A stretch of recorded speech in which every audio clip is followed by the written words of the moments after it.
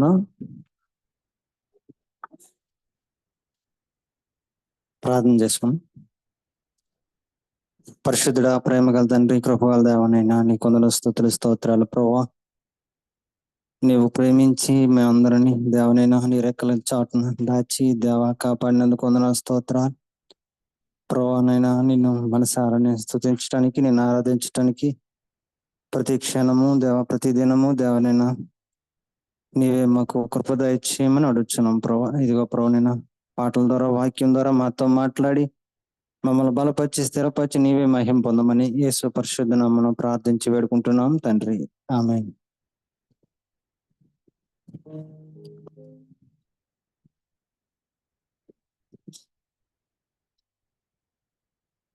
పాట నెంబరు 142 మనందరికి వచ్చిన పాట. Page number 84. పాట నెంబరు 142, పేజీ నెంబరు 84.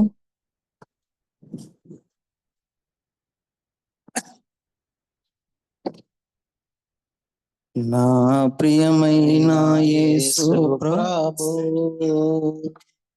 వేలాది స్తోత్రములు. నీవిచ్చిన రక్షణకై దేవా స్తోత్రము స్తోత్రములు. నీవు చేసిన ఉపకారముకై దేవా స్తోత్రము స్తోత్రములు. నా ప్రియమైన యేసు ప్రభు, ఆపద దినములలో నా ప్రభుని తలచితిని. ఆపద దినములలో నా ప్రభుని తలచితిని. దేవాని దయతోడనే నాదా ఆశ్రయం పొందితిని. దేవాని దయతోడనే నాదా ఆశ్రయం పొందితిని. నా ప్రియమైన యేసు ప్రభు, ఒక క్షణ సమయములో నశించు నా జీవితం. ఒక క్షణ సమయములో నశించు నా జీవితం. నా హృదయం మార్చితివి దేవా కృపతో నిర్మించుటకై. నా హృదయం మార్చితివి దేవా కృపతో జీవించుటకై.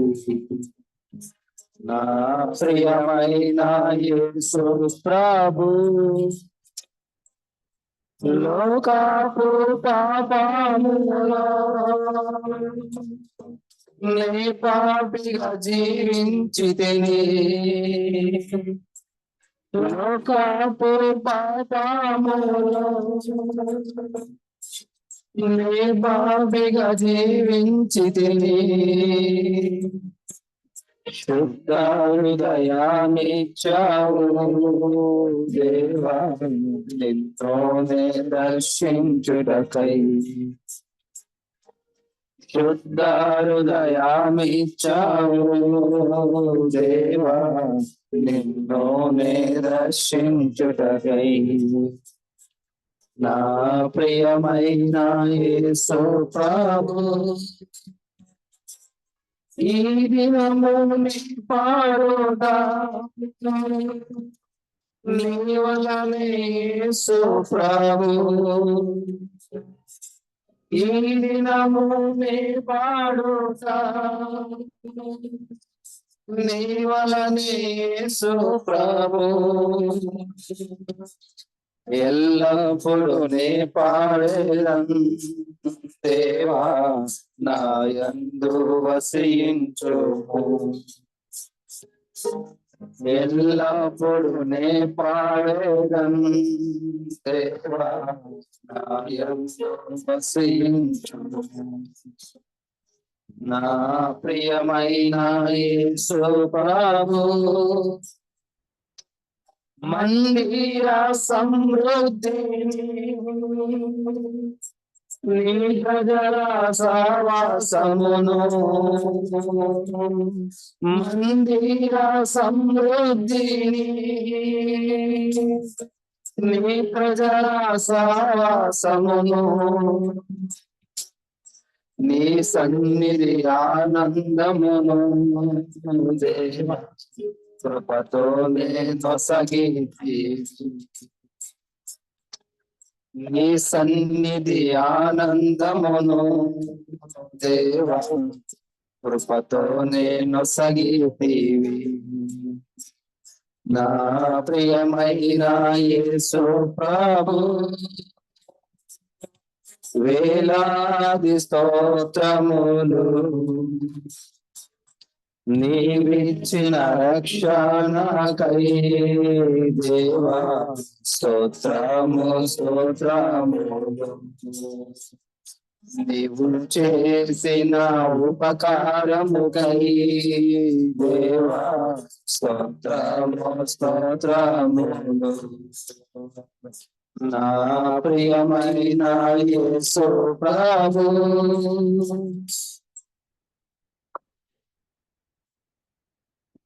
మరొక పాట 70వ నంబర్ పాట 71.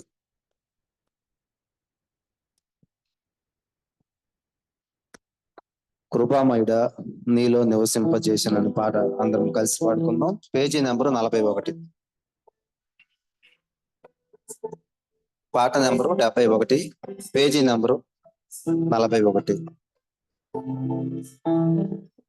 కృపామయుడా నీలోన కృపామయుడా నీలోన నివాసింపజేసినందునా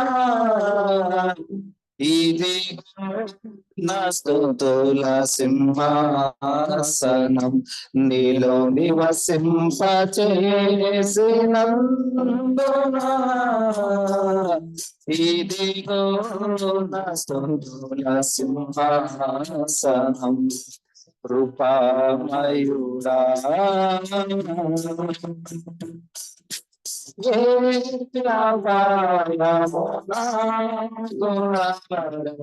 సమీపించనీయక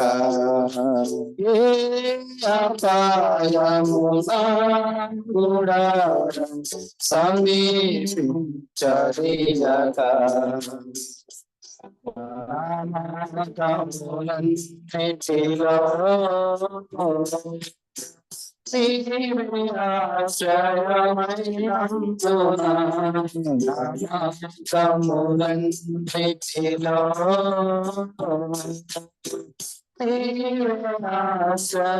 కృపామయుడా కృపామయుడా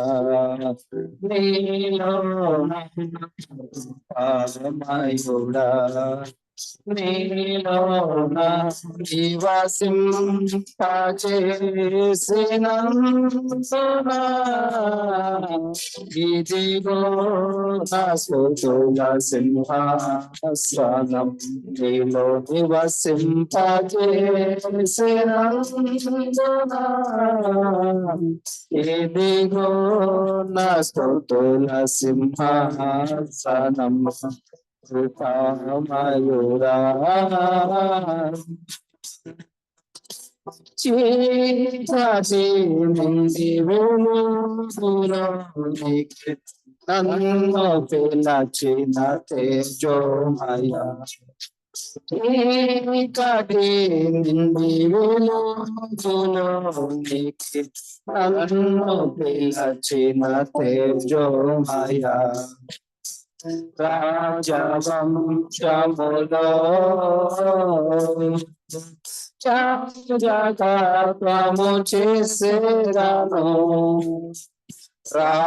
రాజవంశములో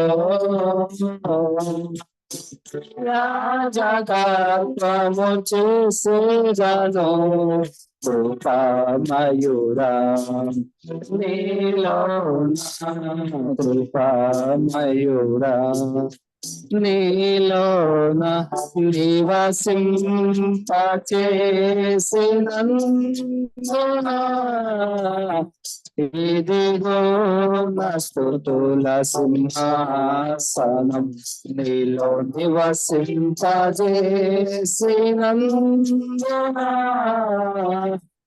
ఇదిగో నా స్తుతుల సింహాసనం కృపామయుడా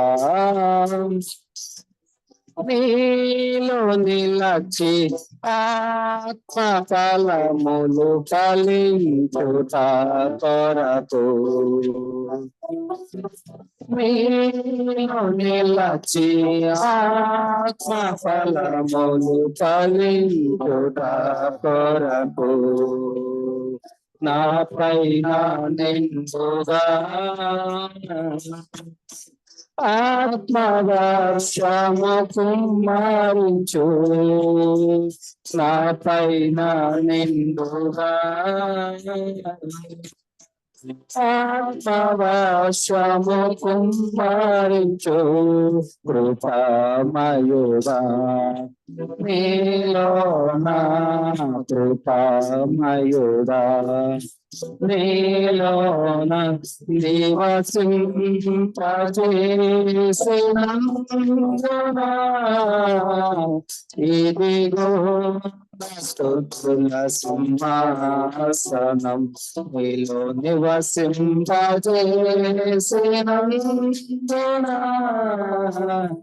ఇదిగో స్తుతుల సింహాసనం కృపామయుడా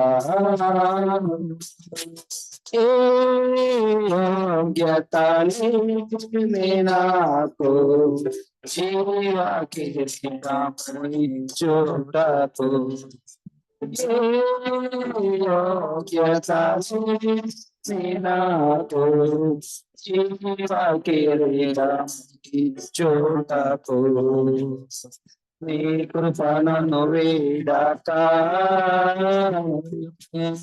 శాశ్వత కృపగా మారెను నీ కృపను వీడక శాశ్వత కృపగా మారెను కృపామయుడా నీలో నా కృపామయుడా నీలో నా నివసింపజేసినందున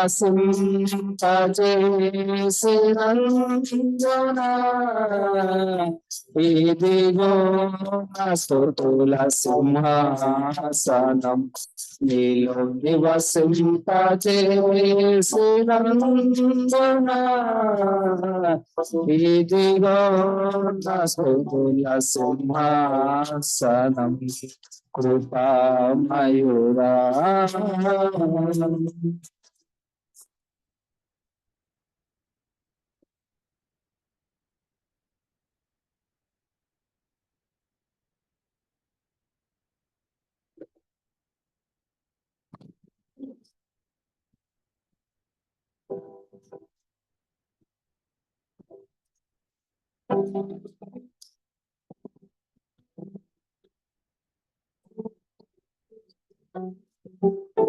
సాంగ్ గ్రూప్ లో కూడా పెట్టబడింది. యేసువలె నన్ను మార్చినట్టి ప్రతి అనుభవముకై స్తోత్రం. శిష్యునిగా నన్ను సిద్ధపరచి ప్రతి అవమానముకై స్తోత్రం. యేసువలె నన్ను మార్చినట్టి ప్రతి అనుభవముకై స్తోత్రం. శిష్యునిగా నన్ను సిద్ధపరచి ప్రతి అవమానముకై స్తోత్రం. ప్రతి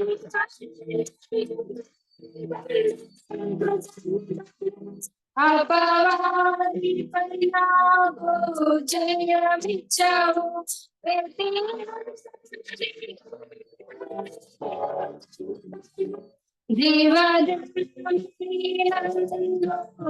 జీవజావు. ప్రతి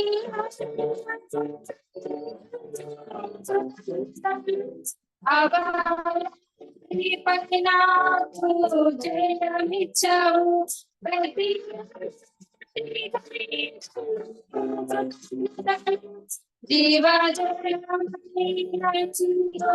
తృప్తి పరచావు. నీవే జీవజలము తండ్రి, నీవే జీవజలము. నీవే జీవజలము తండ్రి, నీవే జీవజలము. నిత్యత్వముకై నన్ను నడిపించే ప్రతి సవాలుకై స్తోత్రం. సంపూర్ణునిగా నన్ను మార్చునది ప్రతి సమయముకై స్తోత్రం. నిత్యత్వముకై నన్ను నడిపించే ప్రతి సవాలుకై స్తోత్రం. సంపూర్ణునిగా నన్ను మార్చునది ప్రతి సమయముకై స్తోత్రం. ప్రతి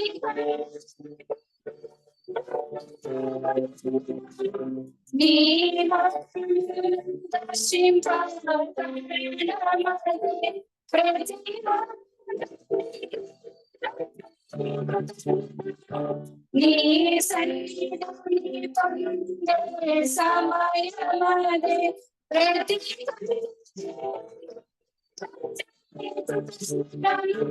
నీ ముఖము దర్శింప కారణమదే. ప్రతి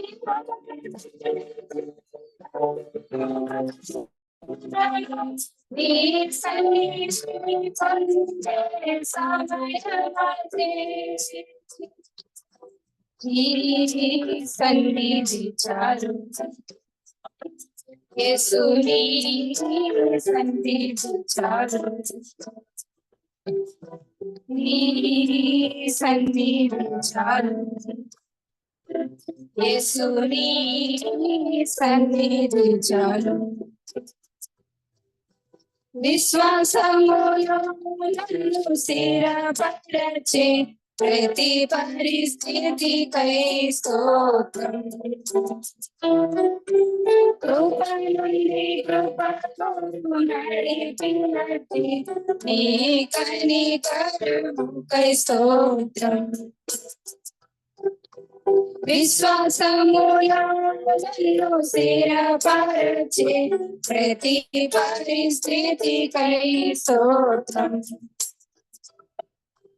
కృప నుండి కృపతో నడిపినట్టి నీ కనికరముకై స్తోత్రం.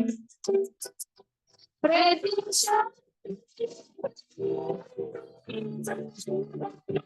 నీలో తరుణమదే. ప్రతి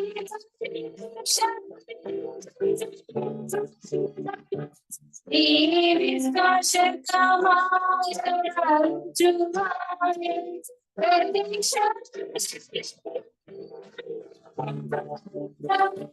నీలో ఆనందించే కరుణమదే. ప్రతి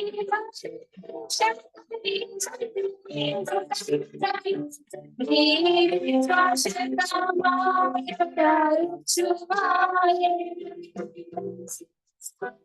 నీవే చాలు యేసయ్యా, నీవుంటే చాలు యేసయ్యా, నీవే చాలు యేసయ్యా, నీవుంటే చాలు యేసయ్యా.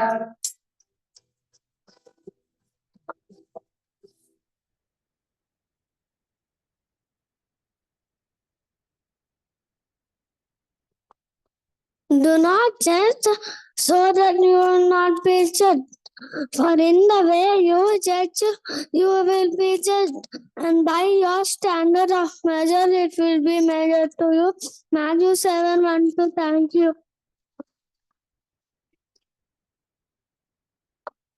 మత్తయి సువార్త 7:1-2. మీరు జడ్జి చేయకుడి, మిమ్మల్ని గురించి జడ్జి చేయబడదు. మీరు జడ్జి చేసిన యెడల మిమ్మల్ని గురించి జడ్జి చేయబడుతుంది. మీరు దేనితో కొలుస్తారో మిమ్మల్ని కూడా దాంతో కొలవబడుతుంది.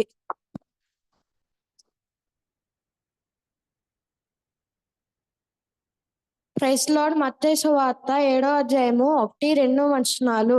మీరు తీర్పు తీర్చుకుడి, అప్పుడు మిమ్మల్ని గురించి తీర్పు తీర్చబడదు. మీరు తీర్చు తీర్పు చొప్పునే మీకును తీర్పు తీర్చబడును. మీరు కొలుచు కొలత చొప్పునే మీరును కొలవబడును. Do not judge others, so you will be not judged. In the way you judge, you will be judged. Matthew 7:1-2. Thank you.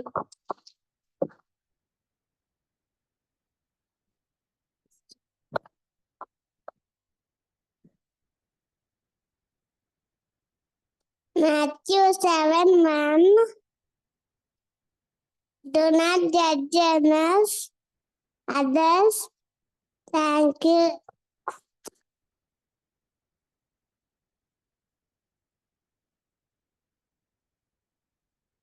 మత్తయి సువార్త 7:1-2. మీరు జడ్జి చేయకుడి, మిమ్మల్ని గూర్చి జడ్జి చేయబడదు. మీరు జడ్జి చేసిన యెడల మిమ్మల్ని గూర్చి జడ్జి చేయబడుతుంది. మీరు దేనితో అయితే కొలుస్తారో మిమ్మల్ని దాంతో కొలవబడుతుంది.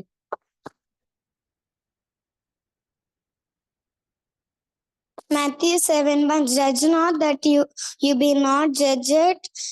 For the judgment you pronounce that you will be judged, and with the measure you use it will be measured to you. Thank you.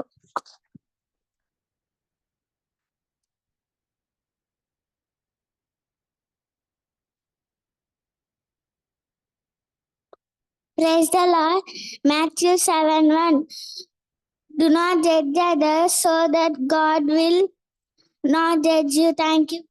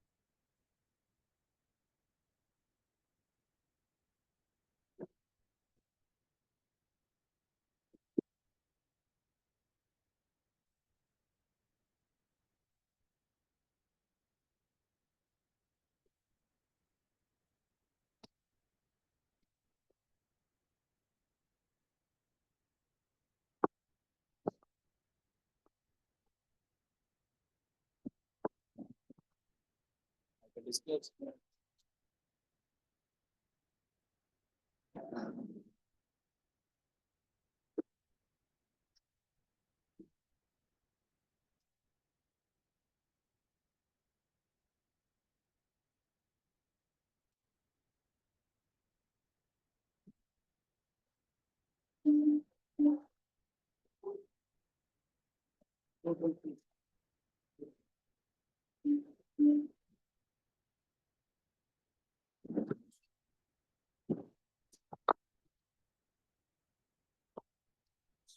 మధ్య నేను ఒక విషయాన్ని నేర్చుకుంటున్నాను, ప్రయాసపడుతున్నాను కూడా. ఏంటి అని అంటే, క్లుప్తంగా ప్రసంగించే వారి ధన్యులు, వారికి మళ్ళీ మళ్ళీ అవకాశం ఇవ్వబడుతుంది అనే విషయాన్ని నేను నేర్చుకుంటున్నాను. రైట్, అందరికి వందనాలు. ప్రార్థన చేసుకుని వాక్యంలోనికి వెళ్ళిపోదాం. షార్ప్ 11:45కి ఈరోజు మనం క్లోజ్ చేయాలి. మహోన్నతుడైన తండ్రి, ప్రేమ స్వరూపి, నీకు వందనాలు చెల్లిస్తున్నాను ప్రభువా. అద్భుతమైన నీ సన్నిధిలోనికి మమ్మల్ని మరొకసారి తీసుకొచ్చినందుకు నీకు వందనాలు. మీరు మా మధ్యలో ఉన్నారు మేము నమ్ముచున్నాను నాయన తండ్రి. నీ సన్నిధిలో ఒక దినము గడుపుట 1000 దినముల కంటే శ్రేష్టమైనది ప్రభు. దేవా, ఈరోజు మీరే మాతో మాట్లాడమని తండ్రి, మా మనోనేత్రాలు, మా హృదయాలను తెరవమని తండ్రి, నీ వాక్యానుసారంగా మేము జీవించడానికి అవసరమయ్యే ప్రతి మాటను మాకు అందించమని తండ్రి, నీ బిడ్డల్ని ఆదరించమని వేడుకుంటూ, మమ్మల్ని నీ చేతులకు అప్పగించుకొంచు నీ సహాయాన్ని వేడుకుంటూ, క్రీస్తు నామములో ప్రార్థించడి వేడుకుంటున్నాం తండ్రి, ఆమేన్. రైట్, అయితే నేను ఒక ప్రశ్నతో ఈరోజు మెసేజ్ ని స్టార్ట్ చేయాలనుకుంటున్నాను. అయితే ఏదైనా ఒక ప్రశ్న ఇలా పబ్లిక్ గా అడుగుతున్నప్పుడు ఏం జరుగుతుందనంటే, అందరూ చేతులు ఎత్తారు, నేను ఎత్తకపోతే ఏమైద్ది అని అనుకునే వాళ్ళు కూడా ఉంటారు. పోనీ అసలు ఎవరు ఎత్తలేదు, నేను ఒక్కడిని ఎత్తితే బాగోదేమో అని అనుకుని కూడా ఎత్తరు. కాబట్టి మీ ప్రశ్నకి ఎత్తాలా ఎత్తకూడదా అనేది మీరు ఎలా చేస్తారంటే, ఒక చెయ్యి గుండె మీద పెట్టుకొని నిజంగా దేనికి అవనైతే చెయ్యి ఎత్తండి, లేదంటే చెయ్యి ఎత్తమాకండి. మీకు ఇంకా వీలు కల్పించాలని అంటే దయచేసి అందరు కళ్ళు మూసుకోండి. ఎవరు ఎత్తుతున్నారా ఎవరు ఎత్తట్లేదా మీకు అనవసరం. కళ్ళు మూసుకుని గుండె మీద చెయ్యి వేసుకుని రెడీగా ఉండండి, నేను క్వశ్చన్ వేస్తాను. ఓకేనా? ఎవరు వేసుకున్నట్టే లేదేంటి గుండె మీద? రైట్, కళ్ళు కూడా మూసుకోండి. ఇంకా అడుగుతున్నాను, నిజంగా మీలో ఎవరైతే నీతిమంతులు ఉన్నారో వాళ్ళు చేతులు ఎత్తండి. నేను నీతిమంతుణ్ణి, దేవుడి దృష్టిలో నేను నీతిమంతుణ్ణి అన్నవాళ్ళు నిజంగా చేతులు ఎత్తండి. Okay, right. ఇక మీరు చేతులు దించేయచ్చు, కళ్ళు తెరవచ్చు. సరే, అయితే ఈరోజు వాక్యంలోనికి మనం వెళ్దాం. ఈరోజు వాక్యం అంశం ఏంటంటే,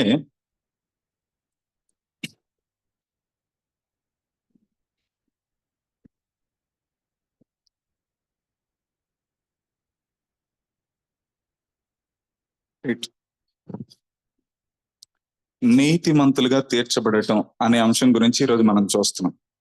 అయితే ఏంటి నీతిమంతులుగా తీర్చబడటం అనే అంశం ఏంటి అని అంటే, ఒక రక్షించబడిన వ్యక్తిలో జరిగే ఒక అంశము నీతిమంతులుగా తీర్చబడటం. ఒక విశ్వాసలో ఇది జరుగుతుంది. ఇప్పుడు రక్షణ ఎలా వస్తుంది అని అంటే మనం ఏం చెప్తాం? పాపాలన్నీ కూడా క్షమించబడాలి. యేసుక్రీస్తు మన పాపాల నుండి విడిపించడానికి, రక్షించడానికి వచ్చాడు. సో పాపాలన్నీ క్షమించబడతాయి. ఇప్పుడు నీతిమంతులుగా తీర్చబడటం అంటే, పాపాలు చేసిన వ్యక్తిని ఓకేరా నువ్వు చేసిన పాపాలు క్షమించేశాను వెళ్ళిపో అనే దానికంటే ఎక్కువ. ఎందుకనంటే, నువ్వు పాపాలు చేశావు, నేను నీ మీద కృప చూపించి, నీ మీద దయ చూపించి నిన్ను క్షమించేశాను అనేది ఫస్ట్ స్టెప్. అయితే సెకండ్ స్టెప్ ఏంటంటే, నువ్వు నీతిమంతుడివి, నువ్వు అసలు ఇప్పుడు వరకు ఒక్క తప్పు కూడా చేయలేనటువంటి నీతిమంతుడివి, నిర్దోషుడివి అని తీర్చడం క్షమాపణ కంటే ఎక్కువైనటువంటి విషయం.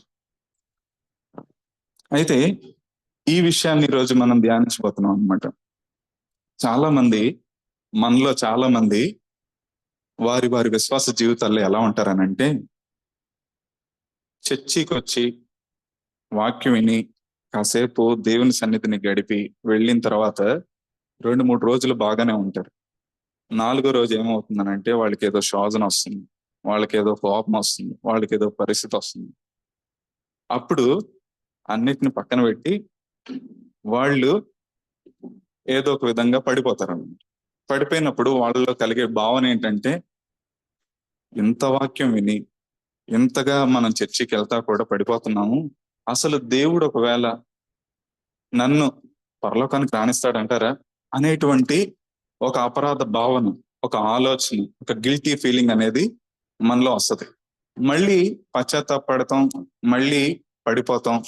ఇలా అనేక సార్లు జరిగిన తర్వాత నేను చాలా సార్లు పడిపోయాను, దేవుడు నన్ను అంగీకరిస్తాడా, ఈ రోజు కనుక నేను కన్ను మూస్తే దేవుడు నన్ను తన దగ్గరికి చేర్చుకుంటాడా అనేటువంటి సందేహం,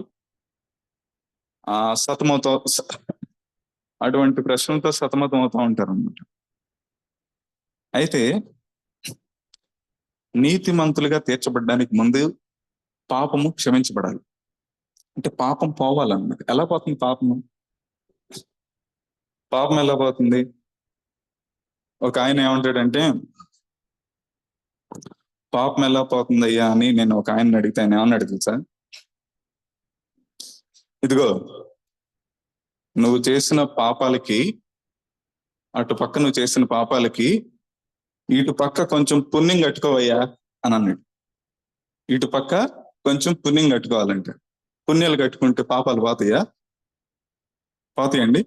ఇప్పుడు నేను మర్డర్ చేశా, ఆ తర్వాత రోజు వచ్చి అన్నదానం చేశా, పోద్దా? పోలీసులు వచ్చి అన్నదానం చేసావుగా నేను పట్టుకెళ్ళను అంటారా? మర్డర్నే చూస్తారు, దానికి శిక్ష పడాల్సింది. నువ్వు ఎన్ని పుణ్యాలు చేసినా, ఎన్ని దాన ధర్మాలు చేసినా ఏమి అవ్వవు.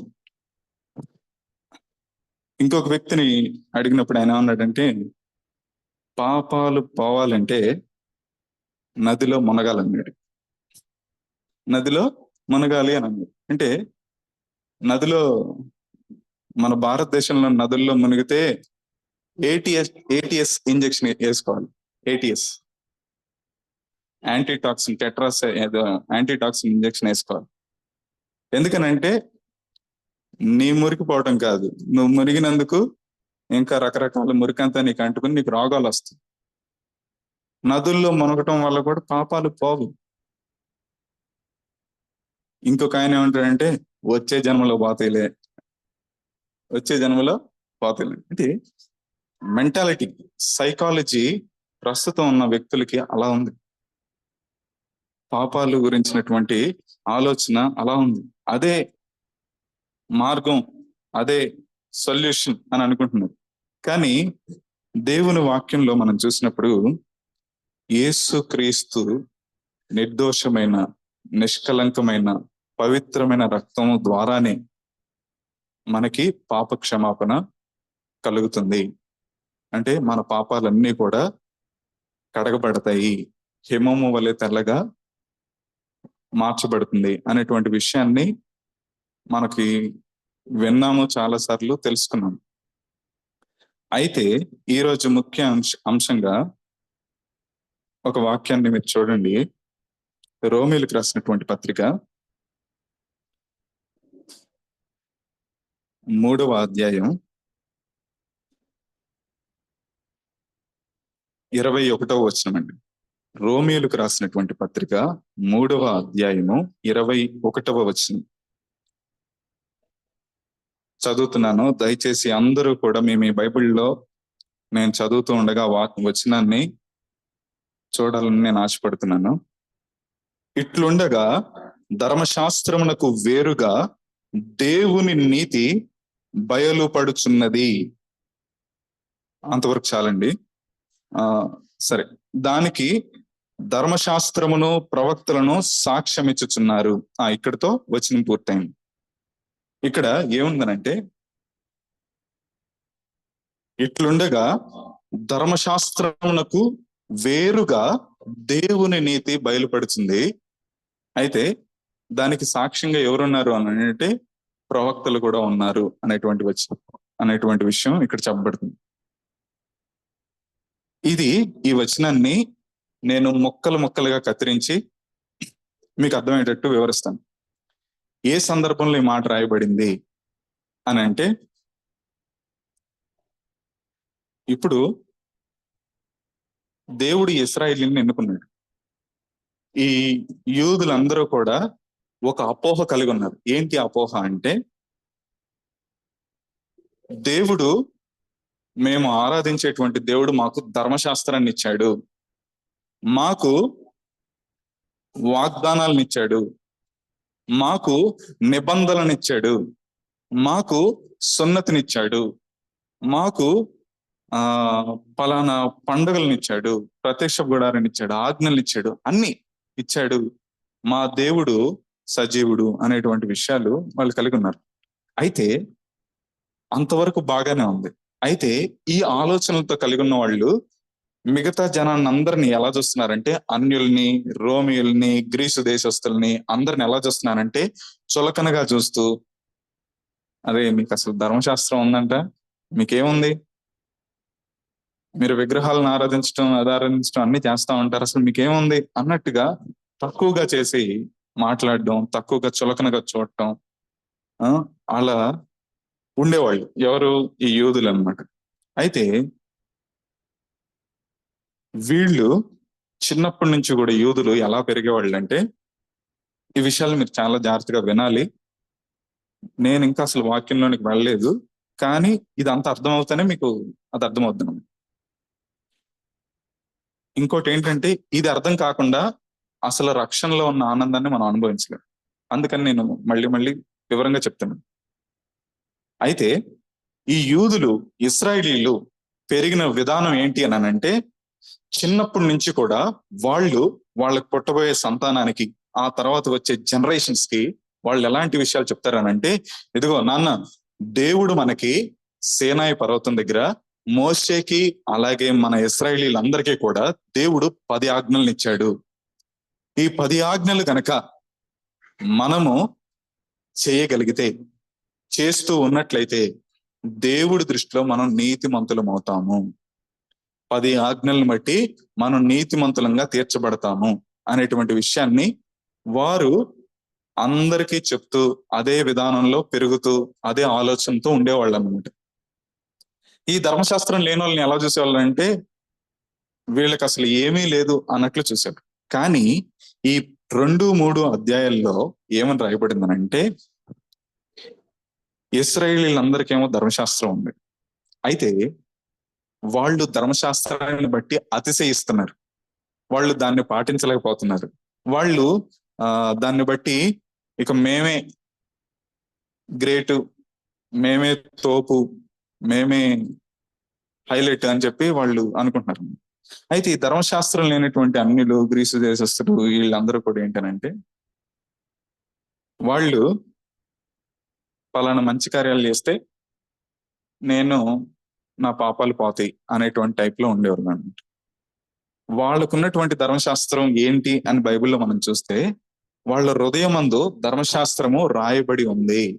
వాళ్ళ హృదయాలకు తమ్మునికి తామే ధర్మశాస్త్రం అయినట్టున్నారు అని చెప్పి రాయబడింది. ఒక పక్కేమో వీళ్ళకి హృదయమే ధర్మశాస్త్రం లేని వాళ్ళకి, ఇంకొక పక్క ఏమో ఇశ్రాయేలీయులకి దేవుడు ఇచ్చినటువంటి 10 ఆజ్ఞలే ధర్మశాస్త్రం.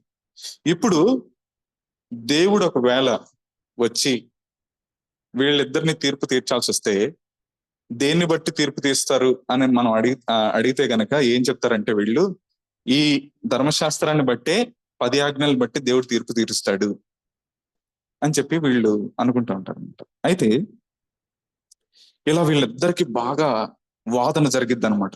బాగా డిబేట్ లాగా జరుగుతూ ఉంటది. మనకి పౌలు రాస్తూ ఏమంటాడనంటే, 9వ వచనం ఒకసారి చూడండి. అలాగైనను ఏమందుమో, మేము వారి కంటే శ్రేష్ఠులమా, తక్కువ వారమా, ఎంత మాత్రమును కాము. యూదులేమి గ్రీసు దేశస్థులేమి అందరును పాపమునకు లోనై ఉన్నారని ఇంతకు ముందు దోషారోపణ చేసి ఉన్నాము. ఇందును గూర్చి వ్రాయబడినది ఏమనగా, నీతిమంతుడు లేడు, ఒక్కడునూ లేడు, గ్రహించువాడు ఎవడునూ లేడు, దేవుణ్ణి వెతుకువాడు ఎవడునూ లేడు అని 10 నుంచి 19 వచనాల వరకు చాలా చెప్తా వస్తాడు.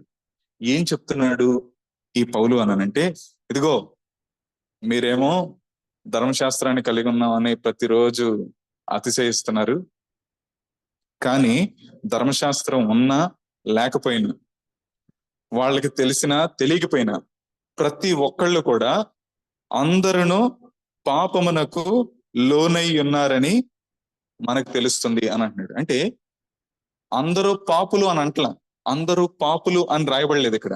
అందరూ పాపమునకు లోనై ఉన్నారు అంటే, లోనై ఉండటం అంటే ఈ బెంచ్ ఉందనుకోండి, బెంచ్ కింద అనమాట. అంటే పాపమునకు దాసిగా, అంటే పాపమునకు కింద ఉన్నాము. ఎవరు? అందరూ. ఇశ్రాయేలీలు మాత్రమే కాదు, యూదులేమి గ్రీసు దేశస్థులేమి అందరూ పాపమునకు దాసులై ఉన్నారు, పాపము కింద ఉన్నారు అని చెప్పి రాస్తా ఉన్నాడు. నీతిమంతుడు లేడు, ఒక్కడునూ లేడు అనేటువంటి విషయాన్ని పౌలు స్థాపిస్తూ వచ్చాడు. అయితే వాళ్ళు ఈ మాటలన్నీ చదివిన వెంటనే, తెలుసుకున్న వెంటనే ఈ యూదులు ఇశ్రాయేలీలు అందరూ కూడా దెబ్బకి షాక్ అయిపోయారు. ఎందుకు షాక్ అయ్యారు? అసలు దేవుడు యెహోవా మాకు 10 ఆజ్ఞలు ఇచ్చాడు, ఈ 10 ఆజ్ఞలు గనక మేము గైకొంటే మేము నీతిమంతులము అని తీర్చబడతాము, అసలు దాన్నే గైకొనాలి మేము అని చెప్పి వాళ్ళు ఆలోచనతో ఉన్నారు కదా. ఇప్పుడు అసలు నువ్వు దాని ద్వారా నీతిమంతులుగా తీర్చబడటం కాదు, అసలు నువ్వు పాపివి, దేవుణ్ణి వెతికేటువంటి స్వభావం నీలో లేదు అని చెప్పి పౌలు చాలా విషయాలు చెప్తా వస్తాడు. చెప్పి 19:20 వచనం ఒకసారి చూడండి. 20 వచనము, ఏలయనగా ధర్మశాస్త్ర సంబంధమైన క్రియల మూలముగా ఏ మనుష్యుడును ఆయన దృష్టికి నీతిమంతుడని తీర్చబడడు. ఇక్కడ వాక్యం ఏమని సెలవిస్తున్నానంటే, ఏ మనుష్యుడు కూడా ధర్మశాస్త్ర సంబంధమైన క్రియల మూలముగా దేవుని దృష్టికి నీతిమంతుడిగా తీర్చబడడు అని దేవుని వాక్యం చెప్తుంది. అంటే వాళ్ళు ఎంతవరకు ఆచరించినటువంటి నియమాలన్నీ కూడా, ఇప్పుడు పరిసయ్యులు శాస్త్రులు ఉన్నారు, వాళ్ళు బయటికి మేము చాలా నీతిమంతులం, మేము చాలా సబ్బాతుని ఆరాధించే వాళ్ళం, మేము సమాజ మందిరంలో గొప్ప వాళ్ళం, మేము ఉపవాసాలు ఉంటాము, మేము దశమ భాగాలు ఇస్తాము, మేము అన్ని రకాలు చేస్తాము, దేవుడు ఆజ్ఞాపించిన ప్రతి దాన్ని మేము చేస్తాం, మేము నీతిమంతులము అని చెప్పి వాళ్ళు అనుకుంటున్నారు. అయితే పౌలు ఏమని అంటున్నాడంటే, ధర్మశాస్త్రం ప్రకారం మీరు జీవించినప్పటికీ ఏ ధర్మశాస్త్ర ప్రకారం కూడా మీరు నీతిమంతులుగా తీర్చబడరు అని చెప్పి బల్లగుద్ది చెప్పేశాడు అన్నమాట. అంటే ఓపెన్ స్టేట్మెంట్ ఆయన ఇచ్చేసాడు. ఇచ్చి ఏమంటున్నాడంటే, ధర్మశాస్త్రము వలన పాపం అనగా ఎట్టిదో తెలియజేయబడుతుంది అంతే. ధర్మశాస్త్రాన్ని బట్టి పాపం అంటే ఏంటో నీకు అర్థమవుతుంది అంతే. నువ్వు దాన్ని పాటించినంత మాత్రం నువ్వు నీతిమంతుడు ఏం కాదు. అది మీకు ఎందుకు ఇవ్వబడింది అని అంటే, పాపం అంటే ఏంటో మీకు తెలుసుకోవడానికి ఇవ్వబడింది అంతే అని అన్నట్టు. అన్న తర్వాత వాళ్ళకి ఇంకా ఫ్యూజులన్నీ ఎగిరిపోయింది. అసలు మరి మేము ఎంతవరకు నీతిమంతులమని మేము అనుకున్నాం కదా, మేము ఎంతవరకు ఇవన్నీ పాటించాం కదా, ఇప్పుడు దాన్ని బట్టి మేము నీతిమంతులం కాకపోతే ఇంక మరి దేన్ని బట్టి మేము నీతిమంతులం అవుతాం? ఏ క్రియలను బట్టి, ఏ పనులను బట్టి, ఏ ఉద్దేశాన్ని బట్టి నేను నీతిమంతుడిని అవుతాను అనేటువంటి సందేహం, ప్రశ్న వాళ్ళలో తలెత్తిందన్నమాట. వాళ్ళకి హోప్ లేదు. వాళ్ళకున్న హోప్ అంతా అప్పటి వరకు ఏంటి అని అంటే, ధర్మశాస్త్రంలో ఉన్న ఆజ్ఞలు కరెక్ట్ గా నేను పాటించినట్లయితే నేను దేవుని దృష్టిలో నీతిమంతుడిని అవుతాను, దేవుని దృష్టిలో అంగీకరించబడతాను అనేటువంటిదే వాళ్ళ విషయం.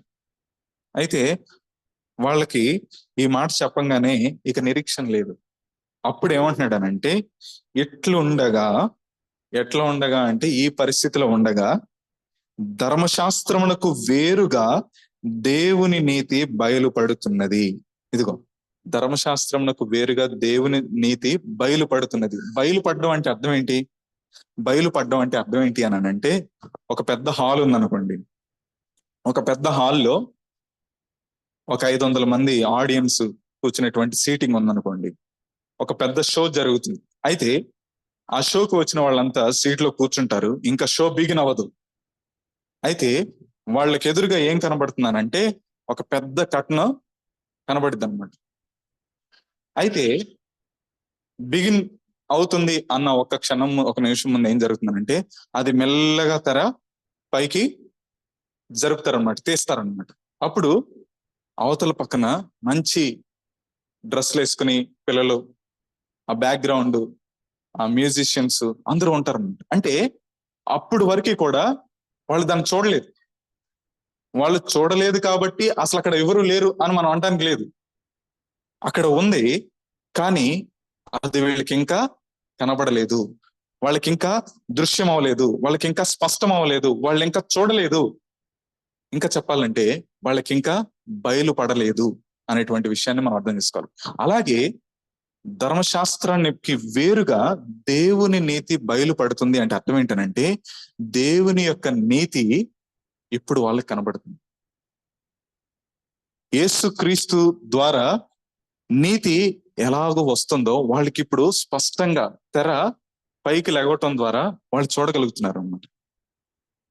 చూడండి ఆ కింద ఆ 22వ వచనము, అది యేసుక్రీస్తునందలి విశ్వాస మూలమైనదై నమ్మువారందరికీ కలుగు దేవుని నీతి అయి ఉన్నది. ఇక్కడ విశ్వాసము మూలముగా దేవుని చేత మనము నీతిమంతులం అవుతున్నాము అనేటువంటి విషయము ఈ వచనంలో చెప్పబడింది.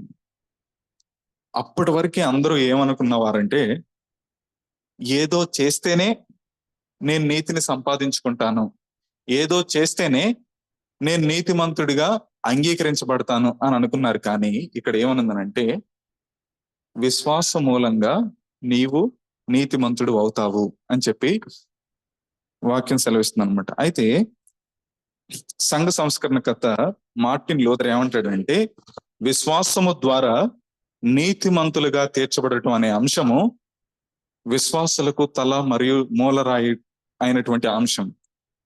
అదొక్కటే దేవుని సంఘాన్ని పుట్టిస్తుంది, పోషిస్తుంది, నిర్మిస్తుంది మరియు రక్షిస్తుంది. అది లేకుండా సంఘము ఒక గంట పాటు కూడా ఉండనేరదు అని అంటున్నాడు అనమాట. ఆయన వాళ్ళ సంఘానికి చెప్తున్నటువంటి విషయం ఏంటంటే ప్రతి వారం నేను నా ప్రజలకి, నా సంఘంలో ఉన్నటువంటి విశ్వాసులకి ప్రతి వారం నేను నీతిమంతుల గురించి, నీతిమంతులుగా తీర్చబడటం గురించి నేను బోధిస్తాను అని అంటున్నాడు. ఎందుకు అని అంటే ఆయన చెప్తున్న సమాధానం ఏంటంటే ప్రతి వారం నా ప్రజలు ఆ విషయాన్ని మర్చిపోతా ఉన్నారండి. ప్రతి వారం నేను నీతిమంతుడిని అనే విషయాన్ని వాళ్ళ ప్రజలు మర్చిపోతున్నారని చెప్పి ఆయన వాళ్ళ సంఘంలో ప్రజలకి ప్రతి వారం మీరు నీతిమంతులు, క్రీస్తు యేసునందు విశ్వాసం ఉంచిన వారు నీతిమంతులు అనే విషయాన్ని ఆయన చెప్తూ వచ్చాడంట. అయితే నీతిమంతులము ఎందుకు అవ్వాలి అసలు? ఇప్పుడు నేను నీతిమంతుడిని ఎందుకు అవ్వాలి? నా పాపాలు క్షమించబడ్డాయి, ఓకే, అక్కడితో ఆగిపోవచ్చు కదా. నేను నీతిమంతుడిని ఎందుకు అవ్వాలి అని అంటే దానికి రోమా పత్రిక 1వ అధ్యాయం 17వ వచనంలో 18వ వచనంలో మనం చూస్తాం. చూడండి 1:18 రోమా పత్రిక, దుర్నీతి చేత సత్యమును అడ్డగించు మనుషుల యొక్క సమస్త భక్తిహీనత మీదను దుర్నీతి మీదను దేవుని కోపము పరలోకము నుండి బయలుపరచబడుతున్నది. ఇక్కడ ఏమనుందనంటే దుర్నీతి అలాగే భక్తిహీనత, వీటన్నిటిని బట్టి దేవుని యొక్క కోపము, దేవుని యొక్క ఉగ్రత పరలోకం నుండి బయలుపరచబడుతుందంట. ఇప్పుడు దేవుడు న్యాయవంతుడండి. దేవుడు న్యాయవంతుడు. ఏ విధంగా న్యాయవంతుడంటే తప్పు చేసిన వాడిని శిక్షించాలి, యథార్థంగా ఉన్నవాడిని అభినందించాలి లేదా ప్రోత్సహించాలి లేదా అంగీకరించాలి అని దేవుని నీతి. అయితే మనం అందరం తప్పు చేసాం, మనం అందరం పాపం చేసాం. నీతిమంతుడు లేడు, ఒక్కడి లేడు, అందరినూ పాపం చేశారు. అయితే మనందరికీ శిక్ష విధించబడాలి. దేవుని యొక్క న్యాయం ఏంటి అనంటే తప్పు చేసిన వాడికి శిక్ష పడాల్సింది. అయితే ఆ శిక్ష నీ మీద నా మీద పడకుండా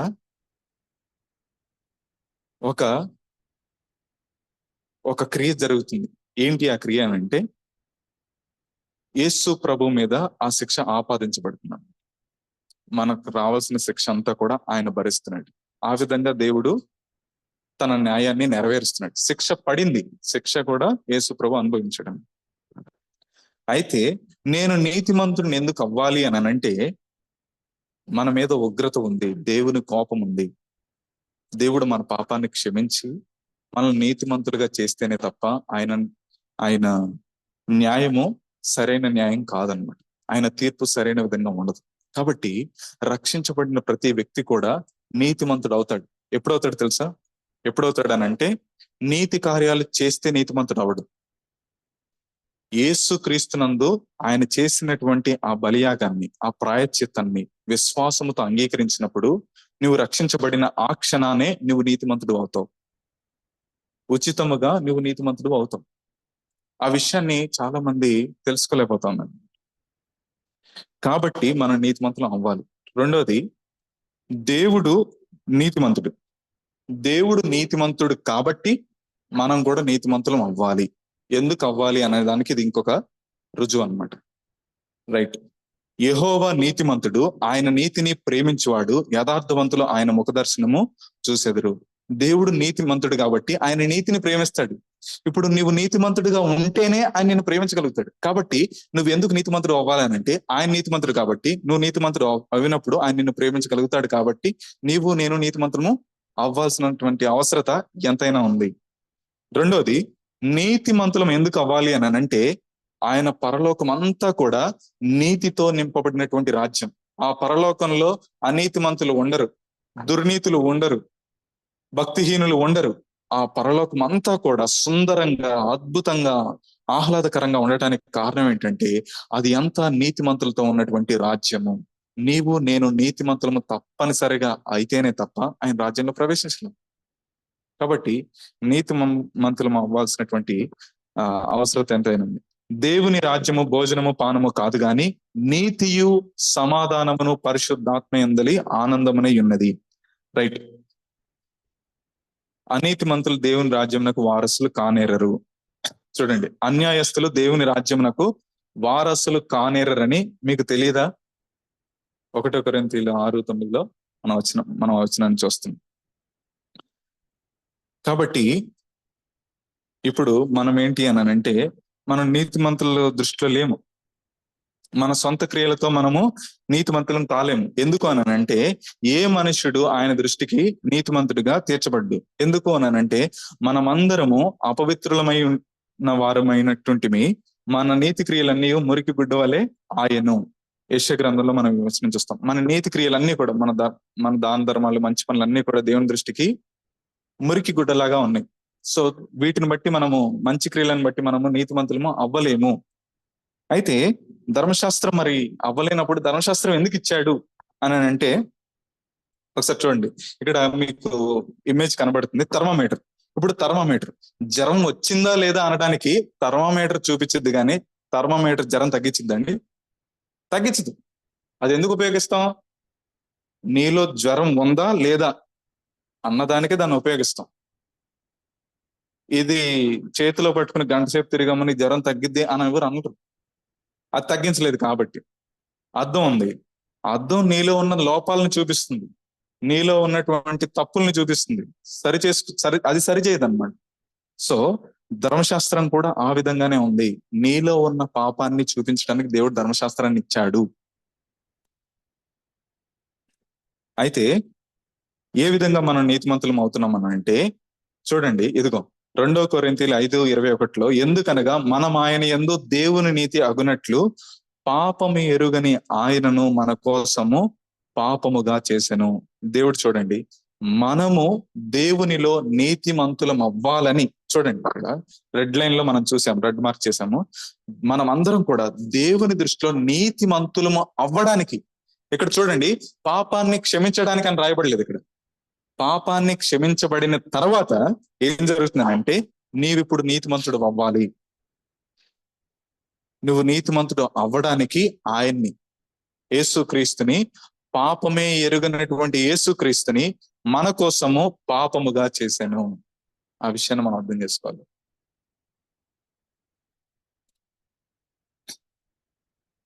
సో ఈ వచనంలో, రోమీయులకు 3:24 వచనంలో, ఉచితముగా నీతిమంతులమని తీర్చబడుతున్నాము.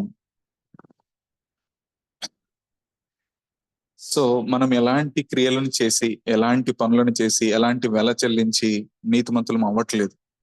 ఉచితంగా మనం నీతిమంతులం అవుతున్నాం.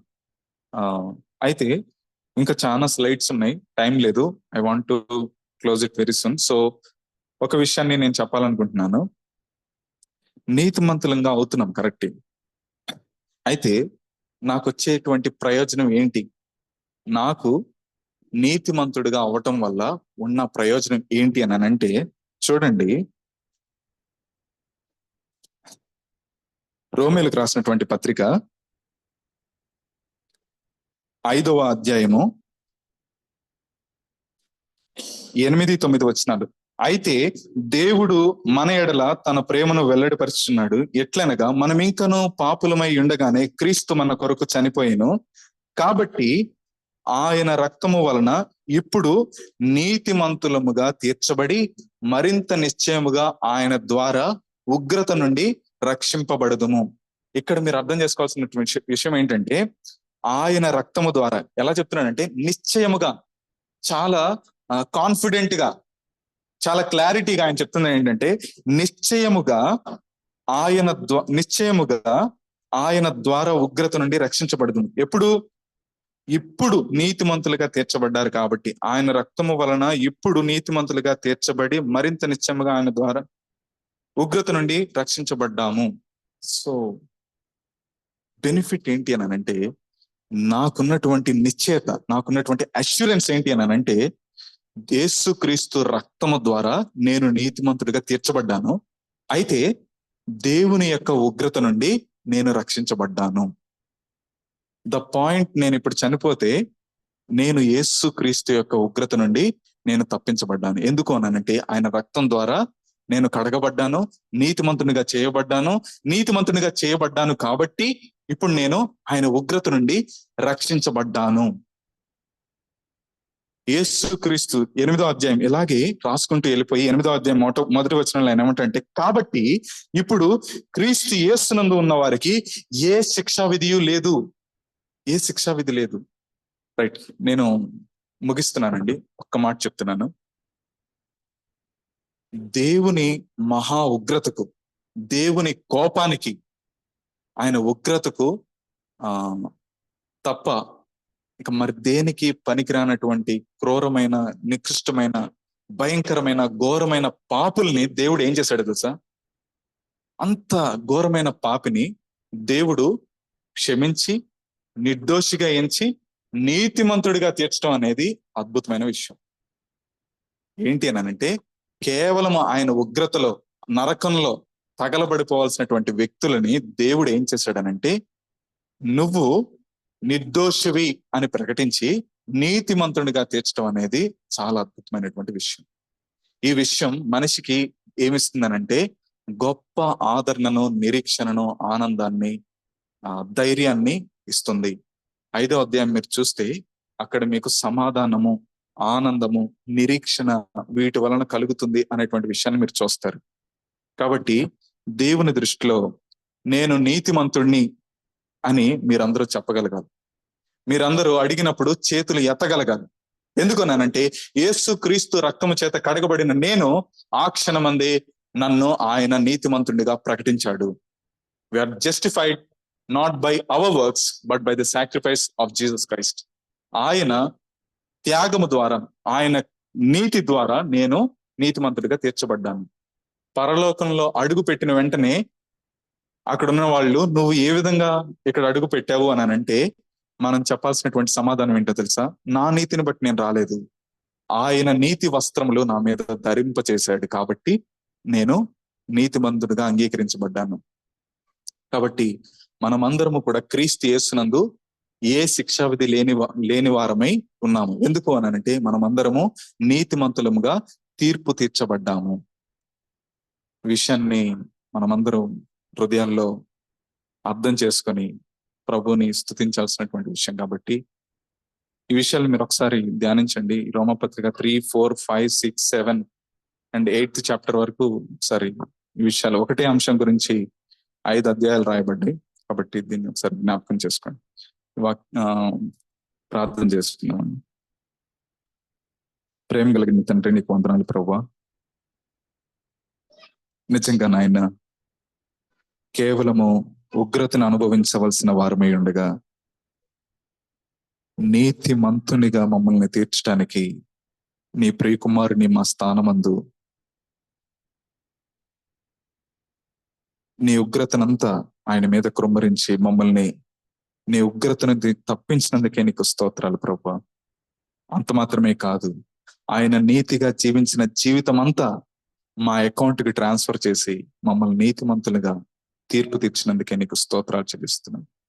ఈ సత్యాన్ని మా హృదయంలో ఎల్లప్పుడూ మననం చేస్తూ ధ్యానం చేస్తూ నిన్ను కొనియాడటానికి, నిన్ను మయంపరచడానికి మాకు సహాయం చేయమని యేసుక్రీస్తు నామంలో స్తుతించి ప్రార్థించి వేడుకుంటున్నాం. ఆమేన్.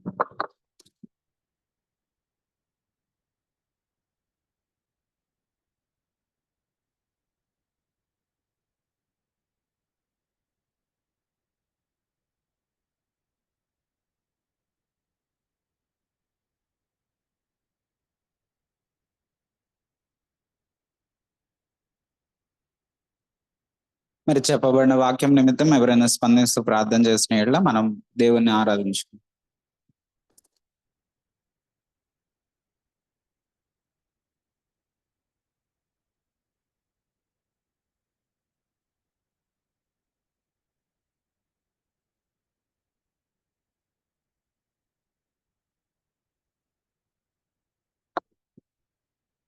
పరిశుద్ధ ప్రేమ గల తండ్రి, కృపగల దేవనైనా నీకు వందనాలు, స్తుతులు, స్తోత్రాలు. దేవా, నీవు మాతో మాట్లాడినందుకు వందనాలు, స్తోత్రాలు తండ్రి. విశ్వాసములంగా దేవా నీతిమంతులుగా తీర్చబడగలను నీ వాక్యం సెలవిస్తున్నది ప్రభా. అందుని బట్టి దేవానికి వందనాలు, స్తోత్రం. మాతో మాట్లాడినందుకు అయ్యా మమ్మల్ని సరిచేయటానికి దేవా నీవు మరొకసారి మాకు దేవనైనా మాతో మాట్లాడి బలపరిచినందుకు వందనాలు, స్తుతులు, స్తోత్రం. దేవా నైనా నీ వాక్యం చేత మమ్మల్ని ఎల్ల వేళలందరూ ప్రతి క్షణము కూడా మమ్మల్ని బలపరుస్తున్నావు, నడిపిస్తున్నావు అయానైనా మమ్మల్ని ఓదార్స్తున్నావు. ప్రతి విషయంలో కూడా నీ వాక్యం ఎంతో మాకు బలం ఇస్తున్నారు ప్రభు. నీకు వందనాలు, స్తోత్రాన్ని. అవును ప్రభునైనా నువ్వు నీతిమంతులుగా తీరుస్తున్నందుకు దేవానికి మరొకసారి నీకు నా హృదయపూర్వక వందన, స్తుతులు, స్తోత్రాలు చెల్లించుకుంటూ నీవే మహిమ ఘనత ప్రభావాలు పొందకం నీ నామమున ప్రార్థించి వేడుకుంటున్నాం తండ్రి. ఆమేన్. మరి దేవుడిని ఆరాధించుకునే ముందు నేను కొన్ని మాటలు చెప్పాలనుకుంటున్నాను. మరి నేను చదువుతానండి. 2 సమూయేలుకు రాసిన పత్రిక 2 సమూయేలు 23వ అధ్యాయము 13, 14, 15, 16 వచనాలు. ఫిలిస్తీయుల దండు కావలి వారు బెత్లెహేములో ఉండిరి. దావీదు బెత్లెహేము గవిని దగ్గరనున్న బావి నీళ్లు ఎవడైనానో నన్ను నాకు తెచ్చి ఇచ్చిన ఎడ్ల ఎంత సంతోషించదనని అధికారంతో పలుకగా ఆ ముగ్గురు బలాఢ్యులు ఫిలిస్తీయుల దండు కావాలి వారిని ఓడించి దారి చేసుకొని పోయి బెత్లెహేము గవిన దగ్గరనున్న బావి నీళ్లు చేది దావీదు నొద్దకి తీసుకొని వచ్చిరి. ఇక్కడ చూస్తే ఒక మాట రాయబడి ఉంది. దావీదు వాళ్ళ యోధులతో ఒక మాట అడుగుతున్నాడు. ఏమనంటే ఒక కోరిక, నాకు బెత్లెహేము నీళ్లు కావాలి అని చెప్పి. వెంటనే ఎంత కష్టమైనా సరే ఆ బలాఢ్యులు ఏంటంటే వాళ్ళని హతము చేసి మా రాజు అడిగాడు ఒక కోరిక, నేను వెంటనే తీయాలి అని చెప్పి వాళ్ళ ప్రాణములు సైతం త్యాగం చేసి వెళ్ళి నీళ్లు తేయడానికి వెళ్ళారు. అలాగే ఈ రోజు మనము యేసుక్రీస్తు ప్రభువారిని లేదంటే మన తండ్రిని ప్రతిరోజు మనం ఏదో ఒక కోరిక, దేవా నా బిడ్డల్ని దీవించండి, లేదా నాకు ఆఫీస్లో అన్ని సక్రమంగా జరిగించండి, నా ప్రయాణంలో కాపాడండి. మనం ఎప్పుడైనా అడిగామా దేవా నువ్వు ఏమి కోరుకుంటున్నావు అని చెప్పి? ఎప్పుడైనా గమనించామా? దేవుడు కూడా కోరుకుంటున్నాడు, ఒకటి కోరుకుంటున్నాడు, మన నుంచి కోరుకుంటున్నారు దేవుడు. దేవా నీకేమన్నా కోరికుందా అంటే నిజంగా దేవుడికి ఒక కోరికుంది. అదేంటో మీకు చూపిస్తాను. యోహాను సువార్త 4వ అధ్యాయము 23వ వచనం. యోహాను సువార్త 4వ అధ్యాయము 23వ వచనం. నేను చదువుతానండి. లాస్ట్ లో ఉంటది చూడండి. తండ్రి కోరుచున్నాడు. Last line John chapter 4 verse 23లో లాస్ట్ లైన్ లో ఉంటది. ఏమని ఉంటదంటే తండ్రి కోరుచున్నాడు. ఏం కోరుకుంటున్నారంట తండ్రి? చూద్దాం, పైన చూద్దాం. తండ్రి ఏం కోరుకుంటున్నారంటే తండ్రిని ఆరాధించు కాలము వచ్చుచున్నది, అది ఇప్పుడును వచ్చి ఉన్నది, తను ఆరాధించువారు అట్టివారు. పైన చూస్తే అయితే యథార్థముగా ఆరాధించువారు ఆత్మతోను సత్యముతో తండ్రిని ఆరాధించు కాలము వచ్చుచున్నది. తండ్రి కోరిక ఏంటంటే యథార్థముగా ఆత్మతో సత్యముతో ఆరాధించే వాళ్ళు కావాలి అని చెప్పి తండ్రి కోరుకుంటున్నాడు. మరి దావీదు అడిగిన ఒక్క కోరిక ఆ ముగ్గురు ఏమి వెనకాడకుండా వెళ్ళి తీసుకొచ్చారే. మరి ఈరోజు తండ్రి మనల్ని కోరుకుంటున్నాడు. ఏమని కోరుకుంటున్నారంటే నోటి మాటలతో కాదు, జస్ట్ ఏదో పలకొద్దు నోటి మాటలు, లేదు అంటే గనక ఏదో ఎలా చెప్పాలి అంటే గనక వర్డ్స్ కాదు నాకు కావాల్సింది, ఆత్మతో సత్యంతో ఆరాధించే వాళ్ళు నాకు కావాలి. తండ్రి ఈరోజు మనల్ని కోరుకుంటున్న ఒక్కటే ఒకటి, నన్ను అలా ఆరాధించండి, నాకు అట్టి వారు కావాలి, అలాంటిది నా కోరిక. ఇంకా చెప్పాలి అంటే గనక ఇంకొక వచనం చూపిస్తాను. మత్తయి సువార్త 4వ అధ్యాయము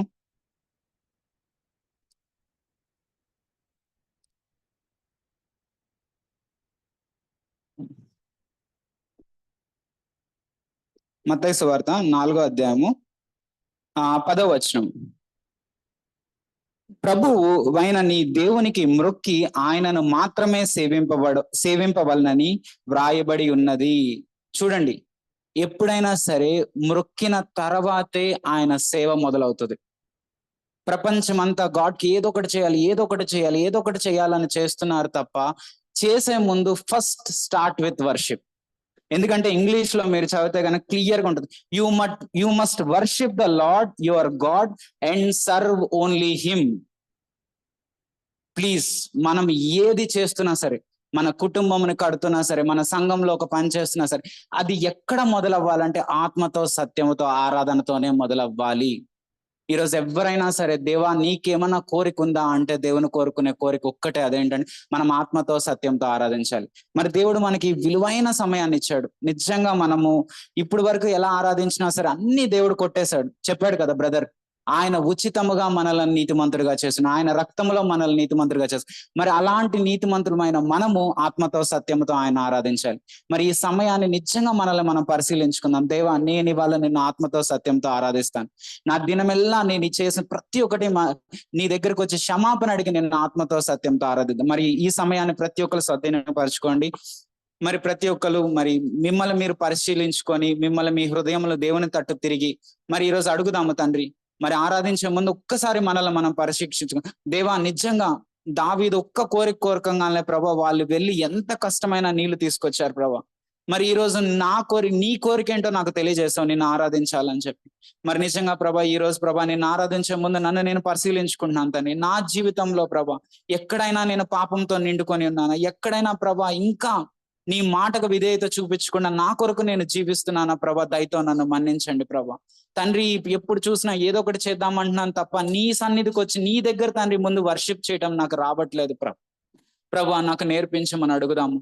మరి మనము ఆయన ఆరాధించే ముందు, ఆయన కృతజ్ఞతాస్తుతులు చెల్లించే ముందు మనల్ని మనం చాలా క్లియర్ గా చిన్నపిల్లల వాక్యం కూడా చెప్పారు, I will judge my self. మనల్ని మనం తీర్పు తీర్చుకుందాం, మనల్ని మనం తీవ్రంగా తీర్పు తీర్చుకుందాం. అయ్యా, నాలో ఒక్క చిన్న వేరైనా చూపించండి ప్రభా, నిన్ను ఆరాధించకుండా ఉండడానికి. ఏ వేరైనా పర్లేదు ప్రభా, నేను ఈరోజు ఒప్పుకుంటాను. అది నిజంగా నీ రక్తంతో నన్ను కడిగి నీ యొక్క నీతి వస్త్రం నాకు ధరింపజేసి నన్ను నీతిమంతుడిగా మారుస్తానని చెప్పావు. మరి నిజంగా మనం గుండె మీద చేసుకొని ధైర్యంగా చెప్పొచ్చు, ఎవరైతే ఈరోజు మరి ప్రతి పాపమును ఒప్పుకున్నారో ఆయన నీతిమంతుడిగా వాళ్ళని మార్చాడు. ఆయన రక్తంతో ప్రతి పాపమును కడిగి ఆయన నీతిని, యేసుక్రీస్తు ప్రభువారి నీతిని మీకు ధరింపజేశారు. మీరు నీతిమంతులు. ఇప్పుడు ఆ తండ్రి సన్నిధిలోకి మనం వెళ్ళి ఆయన ఆరాధించవచ్చు. చూద్దాము, మనం చేసే ప్రతి పరిచర్య ముందు ఎప్పుడు ఆరాధన ఉండాలి. మరి ఈరోజు ఆరాధిద్దాము. మరి ప్రేరేపించబడిన వాళ్ళు ఆత్మతో సత్యంతో ఆరాధించాలని కోరుచున్నాను.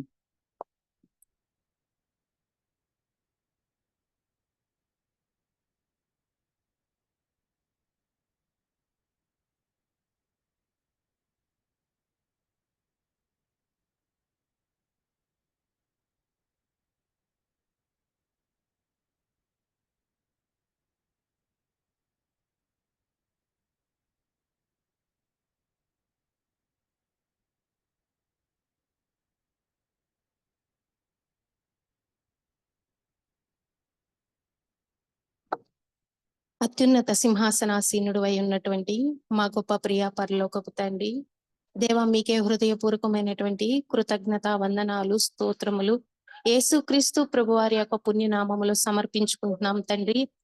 దేవా నాయన అయా మాకు తెలియనటువంటి సత్యాలను అయా నా ప్రభువా నీ యొక్క అద్భుతమైనటువంటి అభిషేకమును అనుగ్రహించిన ప్రభువా బయలుపరుస్తున్నటువంటి విధానమునకై కృతజ్ఞతాస్తులు స్తోత్రములను చెల్లించుకుంటున్నాం తండ్రి. అయా నా ప్రభువా మమ్మల్ని మేము చూచుకుంటే నా తండ్రి అయా మేము నీ దృష్టికి నీతిమంతులుగా కనపడము గాని నా ప్రభువా, కానీ నా ప్రభువా నాయన మాకు తెలియనటువంటి సత్యాన్ని నేటి దినమున నాయన మీరు మాకు బయలుపరిచిన విధానమునకై కృతజ్ఞతాస్తులు స్తోత్రములు నా తండ్రి.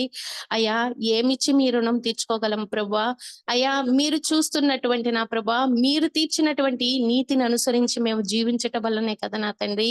అయ్యా ఇట్టి సత్యాన్ని నా ప్రభువా తెలియచేసిన విధానమునకై కృతజ్ఞతాస్తులు స్తోత్రములు నా తండ్రి. దేవా నా ప్రభువా ఇచ్చినటువంటి నా ప్రభువా ప్రతి ఒక్క ఈవిని బట్టి కృతజ్ఞతాస్తులు చెల్లించుకుంటున్నాం తండ్రి. ఇచ్చినటువంటి నా ప్రభువా అయా రక్షణను బట్టి మరి ముఖ్యంగా నా ప్రభా హృదయపూర్వకమైనటువంటి కృతజ్ఞతా వందనాలు చెల్లించుకుంటున్నాం తండ్రి. దేవా నా ప్రభా అయా నాయన మీరు మా జీవితాల్లో నా ప్రభా చేసినటువంటి అనేకమైనటువంటి మేలులను బట్టి కృతజ్ఞతాస్తులు స్తోత్రములు నా తండ్రి. దేవా నా ప్రభా నాయన అయా మీ కుమారుని యొక్క రక్తము ద్వారా నా ప్రభా మా యొక్క పాపాలు క్షమించటం మాత్రమే కాదు కానీ నా ప్రభా అయా దాన్ని విశ్వసించిన ఎడల నా ప్రభా మేము నీతిమంతులుగా తీర్చబడి ఉన్నామని నా ప్రభా నేటి దినమున నాయన మీరు నాయన అయా నా ప్రభా ఆ సత్యాన్ని నా ప్రభా ముద్ర వేసి నా ప్రభా తెలియచేసిన విధానమునికే కృతజ్ఞతాస్తులు స్తోత్రములు నా తండ్రి. దేవా నా ప్రభువా ఏ పాటి వారమని నా ప్రభువా అయా నిజంగా నా ప్రభువా నీ యొక్క నామమును ఉచ్చరించడానికి కూడా నా ప్రభువా అయా మేము నా తండ్రి దేనికి తగనదా అన్నటువంటి దాన్ని ప్రభువా అటువంటి నన్ను నా ప్రభువా నా యొక్క గత పాపాలని క్షమించటం మాత్రమే కాదు కానీ నా ప్రభువా నీతిమంతురాలుగా నా ప్రభా నీవు నన్ను చూస్తున్న విధానమును బట్టి కృతజ్ఞతాస్తులు స్తోత్రములు చెల్లించుకుంటున్నాను దేవా. ఇటు విషయాన్ని బట్టి నీకు వందనాలు స్తోత్రములు చెల్లించుకుంటున్నాను తండ్రి. ప్రభువా అయ్యా ఈ లోకంలో నా ప్రభువా అయ్యా మేము ఒక చిన్న తప్పు చేస్తే అయ్యా మేము ఏదైనా పొరపాటు చేస్తే అయ్యా తెలిసిన ప్రభా ఏదైనటువంటి ఊబిలో పడిపోతే అయ్యా మా పక్షాన నిలబడి నా ప్రభువా అయ్యా మమ్మల్ని నా తండ్రి అయ్యా పైకి లేవనెత్తేవారే గాని లేవనెత్తేవారు గాని అయ్యా నా ప్రభా మాకు నా తండ్రి మా పక్షాన్ని నిలబడి మాట సహాయం చేసేవారు గాని నా ప్రభా ఎవ్వరు ఉండరు ప్రభా. కానీ నా ప్రభా నీవు నాయన నీ కుమారుని యొక్క బలియాగం ద్వారా నా ప్రభా మమ్మల్ని మీతో సమాధానం పరుచుకున్నారు. అయ్యా మీరు దినమెల్లి చేతులు చాచిన ప్రభా అయా నా తండ్రి ఎదురాడేటువంటి అయా జనావంగంగా మేము ఉన్నప్పుడు నా ప్రభువా నాయన కరుణ చేత నా ప్రభా కనికరము చేత నా ప్రభా మీ క్షమాగుణము చేత నా ప్రభా మీ మంచితనము చేత నా ప్రభా నా తండ్రి మమ్మల్ని నాయన సమాధాన పరుచుకున్నారు. అయా మీకు వందనాలు స్తోత్రములు నాయన కృతజ్ఞతాస్తులు స్తోత్రములు నా తండ్రి. అయా నా ప్రభా కనికరమును చూపిస్తూ నా ప్రభా అయా పరిపూర్ణతలోనికి నా ప్రభా అయా నా ప్రభా నడుచుటకు నా ప్రభా మీరు నాయన నిత్యము సహాయము చేస్తున్నారయ్యా నీకు వందనాలు. చేయూతనిచ్చి నడిపిస్తున్నారయ్యా నీకు వందనాలు ప్రభువా. అయా నా ప్రభా మా యొక్క బలహీనతల చేత మా యొక్క నా తండ్రి అయా నా ప్రభా నిస్సహాయ చేత నా ప్రభా మేము చచ్చిన వారమై ఉన్నప్పుడు నా ప్రభా మీరు మా యొద్దకు వచ్చారు, మమ్మల్ని లేవనెత్తారు, మమ్మల్ని ప్రోత్సహించారు, మమ్మల్ని జీవింప చేస్తున్నారు తండ్రి. మీకు కృతజ్ఞతాస్తులు స్తోత్రములు నా తండ్రి. అయ్యా మా యొక్క నీతి కార్యాలు అయ్యా మా యొక్క నా తండ్రి మంచి పనులు అయ్యా మా యొక్క దాన ధర్మాలు నా ప్రభా మమ్మల్ని నీతిమంతులుగా తీర్చలేవని తెలియచేశారు. అంతేకాదు గాని నా ప్రభా మా అయ్యా మీరు నా తండ్రి ఇచ్చినటువంటి ఆజ్ఞానుసారమైనటువంటి జీవితము కూడా నా ప్రభా మమ్మల్ని నీతిమంతులుగా తీర్చబడదు గాని నా ప్రభా కేవలం నా ప్రభా మీ కుమారుని యొక్క అయా రక్తము ద్వారా బలియాగము ద్వారా నా ప్రభా అయా దాన్ని విశ్వసించినటువంటి మమ్మలను నా ప్రభా మీరు నీతిమంతులుగా చూస్తున్న విధానమును బట్టి కృతజ్ఞతాస్తులు స్తోత్రములు సమర్పించుకుంటున్నాం తండ్రి. దేవా కృప చూపించండి అయ్యా నా తండ్రి. మీ దృష్టిలో మేము ఏ మాత్రము నా తండ్రి అయ్యా నా ప్రభా చెడ్డవారిగా కనబడట్లేదని నా ప్రభా నేటి దినమున బయలుపరిచిన విధానమునికై కృతజ్ఞతాస్తులు స్తోత్రములు నా తండ్రి. అంత ఉన్నతమైనటువంటి అయా స్థితిని మేము నా ప్రభా నా తండ్రి కలిగి ఉన్నామంటే నా ప్రభా అది మా అర్హత కాదు నా ప్రభా, కేవలం మీ యొక్క కృప నా తండ్రి. మీకు వందనాలు స్తుతులు స్తోత్రములు నాయన. దేవా సహాయము చేయండి మీ కొరకు నా ప్రభ. తీవ్రంగా నా ప్రభ ఏ మాత్రము నా తండ్రి పాపానికి కాంప్రమైజ్ అయిపోయి నా ప్రభ జీవించకుండా నా ప్రభ రాడికల్ గా పట్టుదలగా నా ప్రభ మీ కొరకు జీవించుటకు సహాయమును అనుగ్రహిస్తూ నా ప్రభ మీరు ఇచ్చినటువంటి ఆదరణ కర్తకే కృతజ్ఞతాస్తులు స్తోత్రములు నా తండ్రి. ఆయా సహాయమును అనుగ్రహించండి మీ కొరకు అంతకంతకు నా ప్రభ నా తండ్రి. అయా నా ప్రభ తీవ్రంగా జీవించేటువంటి కృపను అనుగ్రహింపచేయమని బ్రతమాలుకుంటున్నాను తండ్రి. మీకు వందనాలు ప్రభా. అయా ఇచ్చినటువంటి రక్షణను బట్టి మరొకసారి కృతజ్ఞతాస్తులు చెల్లించుకుంటున్నాం. అయా మీరు చూస్తున్నటువంటి అయా చూపును బట్టి మీకు కృతజ్ఞతాస్తులు స్తోత్రములు చెల్లించుకుంటున్నాము. అయా ఇచ్చినటువంటి మా యొక్క సంఘమును బట్టి కృతజ్ఞతాస్తులు స్తోత్రములు చెల్లించుకుంటున్నాము. అయా ప్రియ సహోదరి సహోదరులను బట్టి కృతజ్ఞతాస్తులు స్తోత్రములు చెల్లించుకుంటున్నాం తండ్రి. అయా సండే స్కూల్ లీడ్ చేస్తున్నటువంటి అయా సిస్టర్స్ ని బట్టి మీకు కృతజ్ఞతాస్తులు చెల్లించుకుంటున్నాము. అయా సండే స్కూల్ బిడ్డలను బట్టి మీకు కృతజ్ఞతాస్తులు చెల్లించుకుంటున్నాము. అయ్యా ఎల్డర్స్ ని బట్టి మీకు కృతజ్ఞతాస్తులు చెల్లించుకుంటున్నాం తండ్రి. రెస్పాన్సిబుల్ బ్రదర్స్ ని బట్టి మీకు కృతజ్ఞతాస్తులు చెల్లించుకుంటున్నాం ప్రభువా. అయ్యా యవ్వనస్తులను బట్టి మీకు కృతజ్ఞతాస్తులు చెల్లించుకుంటున్నాం ప్రభువా. అయ్యా పెద్దవారిని బట్టి మీకు కృతజ్ఞతాస్తులు చెల్లించుకుంటున్నాం ప్రభువా. మీరు మాకు ఇచ్చే ఆరోగ్యాలను బట్టి మీకు కృతజ్ఞతాస్తులు చెల్లించుకుంటున్నాం తండ్రి. అయ్యా మీరు మాకు ఇచ్చినటువంటి జీవనోపాధిని బట్టి మీకు కృతజ్ఞతాస్తులు చెల్లించుకుంటున్నాం ప్రభువా. అయ్యా మీరు మాకు ఇచ్చినటువంటి నా ప్రభా సౌకర్యవంతమైనటువంటి జీవితాన్ని బట్టి మీకు కృతజ్ఞతాస్తులు చెల్లించుకుంటున్నాం ప్రభా. మీరు మాకు ఇచ్చినటువంటి శ్రేష్టమైన ఆహారాలను బట్టి మీకు కృతజ్ఞతాస్తులు చెల్లించుకుంటున్నాం ప్రభా. ఇచ్చినటువంటి వస్త్రాలను బట్టి కృతజ్ఞతాస్తులు చెల్లించుకుంటున్నాం తండ్రి. అయా నా ప్రభా అయా ఇట్టి సౌకర్యాలు లేనటువంటి వారు అనేకులు ఉన్నారు ప్రభువా. అయా వారికంటే మేమేమాత్రం శ్రేష్టములు కాదు కాబట్టి నా ప్రభా అయా నా తండ్రి. కానీ నా ప్రభా మమ్మల్ని నాయన మీరు అంత ఉన్నతంగా నా ప్రభా మమ్మల్ని చూసుకుంటున్నారు ప్రభా. అయ్యా నీ బిడ్డలుగా మీ యొక్క కృపారెక్కల చాటును భద్రపరిచి మమ్మల్ని జీవింపచేస్తున్నారు తండ్రి. మీకు కృతజ్ఞతాస్తులు స్తోత్రములు నాయన. అయ్యా నా ప్రభా ఇంత మంచి జీవితమును నా ప్రభా మీరు మాకు అనుగ్రహించారు ప్రభా. సత్యం వైపు నడిపిస్తున్నారు ప్రభా. సత్యాన్ని అనుసరించి జీవించడానికి నా ప్రభా మా యొక్క శక్తి సామర్థ్యములు సరిపోనప్పుడు నా ప్రభా అయ్యా నా ప్రభా ఆ బలహీనత స్థితిలో నా ప్రభా మీ కృపను పరిశుద్ధ దేవుని యొక్క ఆత్మ సహాయమును అనుగ్రహించిన ప్రభా మమ్మల్ని మీ తట్టు నా తండ్రి నడిపిస్తున్న విధానమునికే చంటి బిడ్డలుగా మీరు మమ్మల్ని చూస్తున్నటువంటి విధానమునికే కృతజ్ఞతాస్తులు స్తోత్రములు చెల్లించుకుంటున్నాం తండ్రి. అయా ప్రతి విషయాన్ని బట్టి మీకే సర్వ మహిమ ఘనత ప్రభావములను యేసుక్రీస్తు ప్రభు వారి యొక్క అతి పరిశుద్ధమైనటువంటి పుణ్యనామములో సమర్పించుకుంటూ ఈ చిన్న స్తుతి ఆరాధన మీకు సమర్పించుకుంటున్నాను పరమ తండ్రి. ఆమేన్.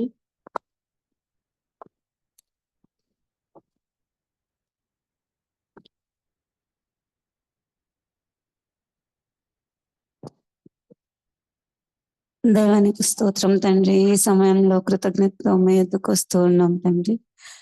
దేవా తండ్రి మీరు మా దేవుడు అయినందుకు మా తండ్రి అయినందుకు మా సమస్తంను మీరు అయినందుకు మీకు కృతజ్ఞత స్తుతులు చెల్లిస్తూ ఉన్నాం దేవా. అయ్యా మీరు ఇచ్చిన రక్షణ కొరకై మీకు వందనాలు. కేవలం మంచివాడ మంచి చేయట్లో సంతోషించేవాడ అయ్యా అన్ని వేళల్లో మాకు సరిపోయినటువంటి దేవా ప్రతి పరిస్థితిలోనూ అయ్యా మాకు సరిపోయినటువంటి తండ్రి నీకు కృతజ్ఞతాస్తుతులు చెల్లిస్తూ ఉన్నాము. మా కొరకు సమస్తమును అయా మా కొరకు సమస్తమును దారిపోసినటువంటి వాడ మా పాప ప్రక్షాళనకై మీ రక్తమును మా కొరకు కాచినటువంటి తండ్రి దేవానికి వందనాలు స్తోత్రములు. మాకు ఆదరణకర్తగా ఉన్నటువంటి తండ్రి దేవానికి స్తోత్రములు. మా ప్రాణములను అయా నెమ్మదిపరిచేవాడ మా శరీరంలో ఆరోగ్యం అనుగ్రహిస్తున్నటువంటి తండ్రి నీకు స్తుతులు చెల్లిస్తూ ఉన్నాం తండ్రి. కేవలం మంచివాడ నీకు వందనాలు స్తోత్రము.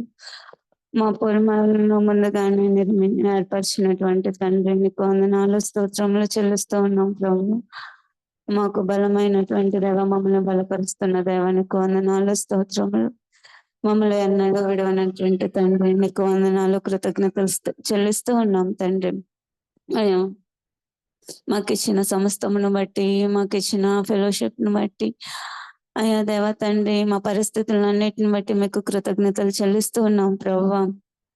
దేవా తండ్రి అయ్యా కనికరం కలిగినటువంటి తండ్రి దేవా, మీరు ప్రతి ఒక్కరిని ఆ విధంగా ప్రేమించే దేవుడు అయినందుకు మీకు అయ్యా మిమ్మల్ని స్తుతిస్తూ ఉన్నాం తండ్రి నాయన. ప్రతి పరిస్థితిని బట్టి మిమ్మల్ని స్తుతిస్తూ యేసుక్రీస్తు నామమున ఈ స్తుతి సమర్పిస్తున్నాం తండ్రి. ఆమేన్. ప్రేమ గల తండ్రి పరిశుద్ధుడా మీకు వందనాలు దేవా. గతించిన కాలం అంతా కూడా మమ్మల్ని మీ సజీవమైన రెక్కల కింద భద్రపరిచినందుకు వందనాలు నాయన. ఎంతో మంది మాకంటే శ్రేష్ఠులు నశించిపోయారు దేవా. వారికంటే మేము శ్రేష్ఠులం కాదు, యోగ్యులం కాదు. కేవలము మీ కనికరము అయా, మీ నామం నిమిత్తము, మీ నీతి నిమిత్తము మమ్మల్ని ఇంకను సజీవులుగా మీరు ఉంచారు. వందనాలు. మేము ఇంకను నీ ప్రేమను తెలుసుకుని, నీ ప్రేమ అనుభవించి ఇంకను పరిశుద్ధులుగా ఈ లోకంలో మీ కొరకు జీవిస్తామని మీరు ఆశపడుతున్నారు. కానీ అనేక సందర్భాల్లో అయ్యా మేము మిమ్మల్ని డిసప్పాయింట్ చేస్తున్నాం. అయినను ప్రతి దినము నూతనమైనటువంటి వాత్సల్యంతో మా యొద్దకు వస్తున్న దేవా మీకు స్తోత్రాలు దేవా. అనేక సందర్భాల్లో మేము ప్రార్థన చేయగలుగుతున్నాం, మరి కొన్ని విషయాల్లో మేము కృతజ్ఞతలు చెల్లించగలుగుతున్నాం, మిమ్మల్ని స్తుతించగలుగుతున్నాం, కానీ మిమ్మల్ని ఆరాధించలేకపోతున్నాం. నాయనా మన్నించండి, సహాయం చేయండి. క్రీస్తు అయా మా కొరకు ఎంత వెల చెల్లించాల్సి వచ్చిందో అది మేము చూడగలటకు పరిశుద్ధాత్ముడా మా కన్నులు తెరవండి. అది మేము చూచినప్పుడు మేము నాయన ఆరాధించగలుగుతాం. అయ్యా ఎట్లయితే ఆకాశమందు నీవు తప్ప ఈ లోకంలో నాకు ఏది అక్కర్లేదన్నట్లుగా మేము చెప్పగలం, అలాగే నాయన అబ్రహాము కూడా తనకిష్టమైన కుమారుని బలి ఇవ్వటానికి వెళ్ళి అయా ఆ కార్యం చేయటం ద్వారా ప్రభా మిమ్మల్ని ఆరాధించాడు దేవా. నాయనా మేము మా నోటి మాటలతో మిమ్మల్ని స్తుతించగలం, ప్రార్థించగలం, కృతజ్ఞత చెప్పగలం, కానీ మా క్రియలతో మిమ్మల్ని ఆరాధించగలం. నాయనా మాకు సహాయం చేయండి. అది ఎప్పుడు మేము చేయగలమంటే అయా క్రీస్తు యొక్క త్యాగాన్ని పరిశుద్ధాత్ముడు మేము చూడగలటకు మా కన్నులు తెరిచినప్పుడు మేము ఆరాధకులుగా మారగలం. మాకు సహాయం చేయండి తండ్రి. మీరు ఆశతో చూస్తున్నారు, మేము ఆత్మతో సత్యంతో మిమ్మల్ని ఆరాధించుటకు. కానీ ప్రభా మరి ఆ విషయంలో మేము ఫెయిల్ అయిపోతున్నాం. సహాయం చేయండి. ముఖ్యంగా నేను ప్రభా సహాయం చేయండి దేవా. మీరు ఇచ్చిన సమస్తాన్ని బట్టి మీకు వందనాలు అయా. మీరు ఇచ్చిన ఆరోగ్యాన్ని బట్టి, షెల్టర్ని బట్టి అయా, మరి నాయన మరి పోషింపబడటానికి ఇచ్చిన మార్గాలను బట్టి, ఆయా ఉద్యోగ వ్యాపారాలను బట్టి మీకు వందనాలు. మీ నాయన అమూల్యమైన రక్షణ బట్టి మీకు వందనాలు. మీ సంఘంలో నాయన మరి పాలు పంపులు పంచుకోవడానికి అయా మా అందరికి ఇచ్చిన అవకాశాన్ని బట్టి మీకు స్తోత్రాలు దేవా. మీ కుమారులు కుమార్తెలు అనిపించుకోవడానికి మాకు ఇచ్చిన అవకాశాన్ని బట్టి మీకు స్తోత్రాలు. ఏ టైంలోనైనా మీ సన్నిధికి రావటానికి మాకు ఇచ్చిన నీ కుమారుని ద్వారా మాకు ఇచ్చిన యాక్సెస్ని బట్టి మీకు స్తోత్రాలు దేవా. అనేక మంది ప్రభువా నాయనా ఈ లోకాన్ని విడిచి వెళ్ళిపోతున్నారు ప్రభువా. నాయనా మరి ఏ సమయం ఎట్లాగో అయా ఎంతవరకు నైనా మాకు తెలియదు. మాకు సహాయం చేయండి. మేము ఈ భూమి మీద ఉన్నంత అయా మరి వరకు ప్రభువా మీ ఆత్మచేత నింపబడి మిమ్మల్ని ఆరాధించడానికి మాకు సహాయం చేయండి.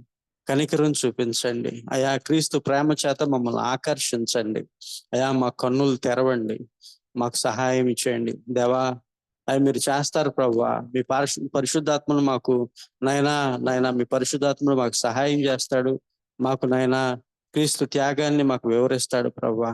అయా తండ్రి, దౌర్భాగ్యులుగా మమ్మల్ని ధన్యులుగా చేశారు అయా. మరి మమ్మల్ని ఆరాధకులుగా మార్చి మీ నామానికి మహిమ తెచ్చుకోమని ఈ చిన్న స్తుతి యేసు నామములో అడుగుచున్నాం తండ్రి. ఆమేన్. పర్లకు తండ్రి, నిజంగానే ప్రభా గనుడవు తండ్రి, గొప్ప దేవుడవు ప్రభా, ఉన్నత సింహాసనాసీనుడవు ప్రభా. నిజంగానే ప్రభా నిన్ను ఆరాధించడానికి వేలాది కోట్లాది దూతలు ప్రభా తండ్రి, ఎంతో మంది సమూహాలు ప్రభా, సాక్ష్య సమూహాలని ఎదురుగా నిన్ను నిత్యము ఆరాధిస్తున్నప్పటికీ ప్రభా, నువ్వు కోరుకుంటున్న ఏకైక కోరిక ప్రభా, నన్ను ఆత్మతో సత్యముతో ఆరాధించే వాళ్ళు నాకు కావాలని ప్రభా. తండ్రి, ఈ రోజు మాకు తెలియజేస్తున్నావు ప్రభా, నీ కోరికను బట్టి వందనాలు ప్రభా. నిజంగా ప్రభా మేము అట్టి వారముగా సిద్ధపట్టకు మమ్మల్ని మార్చమని కోరుచున్నాం ప్రభా. ఇక్కడ ఉన్న ప్రతి బిడ్డ ప్రభా నిన్ను ఆత్మతో సత్యముతో ఆరాధించే వాళ్ళుగా మమ్మల్ని మార్చండి. మా దినమెల్లా కోరిక ఏమై ఉండాలంటే నిన్ను ఆరాధించే వాళ్ళముగా ఉండాలి ప్రభా. మేము చేయు ప్రతి పని ఎదుట ప్రభా నీకు ఆరాధన ఉండేటట్టు మా జీవితాలు మార్చమని కోరుచున్నాం. Thank you father. మా ప్రార్థన ఆలకించి, మా ఆరాధనలు ఆలకించి, నువ్వు కృతజ్ఞతాస్తుతులు పొందినందుకు, నువ్వు సింహాసనాసీనుడు అయినందుకు నీకు వందనాలు చెల్లిస్తున్నాను ప్రభా. తన ఈ సంఘంలో తను ఉన్న ప్రతి బిడ్డను బట్టి, తన చింటి బిడ్డ మొదలుకొని తన వృద్ధుల వరకు ప్రతి ఒక్కరిని బట్టి నీకు వందనాలు చెల్లిస్తున్నాం ప్రభా. తన్ని ఇక్కడ చెప్పబడుతున్న మాటల నిమిత్తమై నీకు వందనాలు ప్రభా. తన చంటి బిడ్డలు తన సండే స్కూల్ నిమిత్తమై నీకు వందనాలు, యవనస్తులను బట్టి నీకు వందనాలు చెల్లిస్తున్నాం ప్రభా. అలాగే ప్రభా తండ్రి మరి కుటుంబాల బట్టి నీకు వందనాలు చెల్లిస్తున్నాం ప్రభా.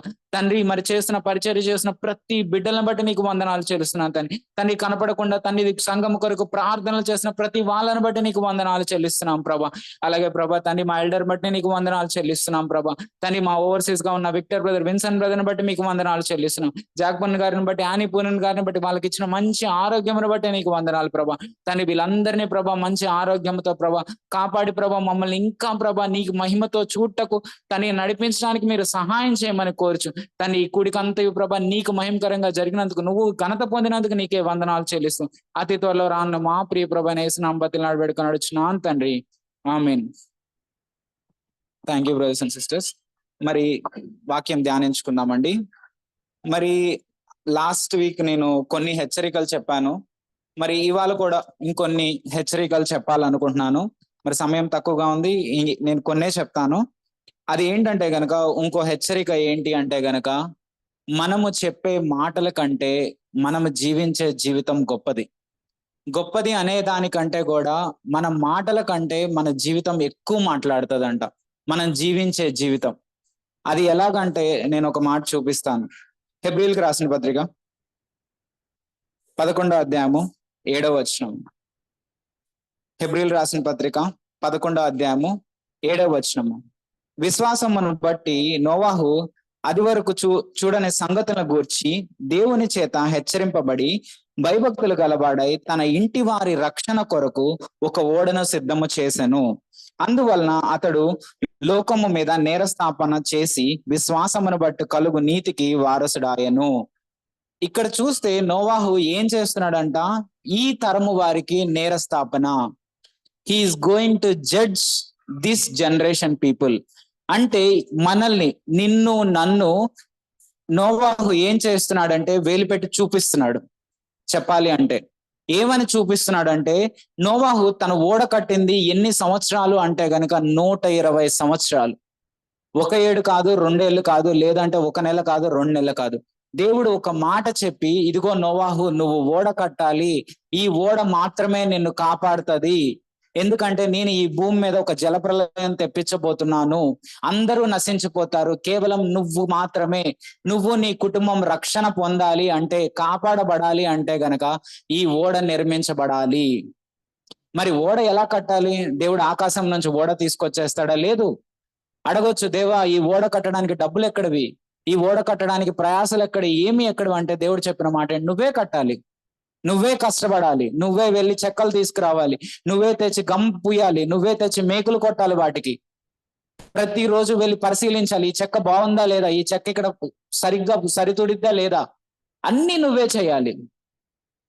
మరి ఏమని నేరస్థాపన చేస్తాడంటే ఈ తరము వాళ్ళకి, ఇదిగో దేవుడు నాకు చెప్పాడు. ఏమని చెప్పాడంటే, ఈ భూప్రలయం మీద, ఈ భూమి మీదకి ఒక శిక్ష రాబోతుంది, నిన్ను కాపాడుకో అని దేవుడు నాకు చెప్పినప్పుడు నేను విధేయతతో భయభక్తులతోటి 120 years 120 ఏళ్ళు అంత ఎన్నడూ చూడని ఒక వాన వస్తుందని కానీ, జలప్రలయం వస్తుంది ఎప్పుడూ చూడలేదు, కన్ను విను ఎరగలేదు.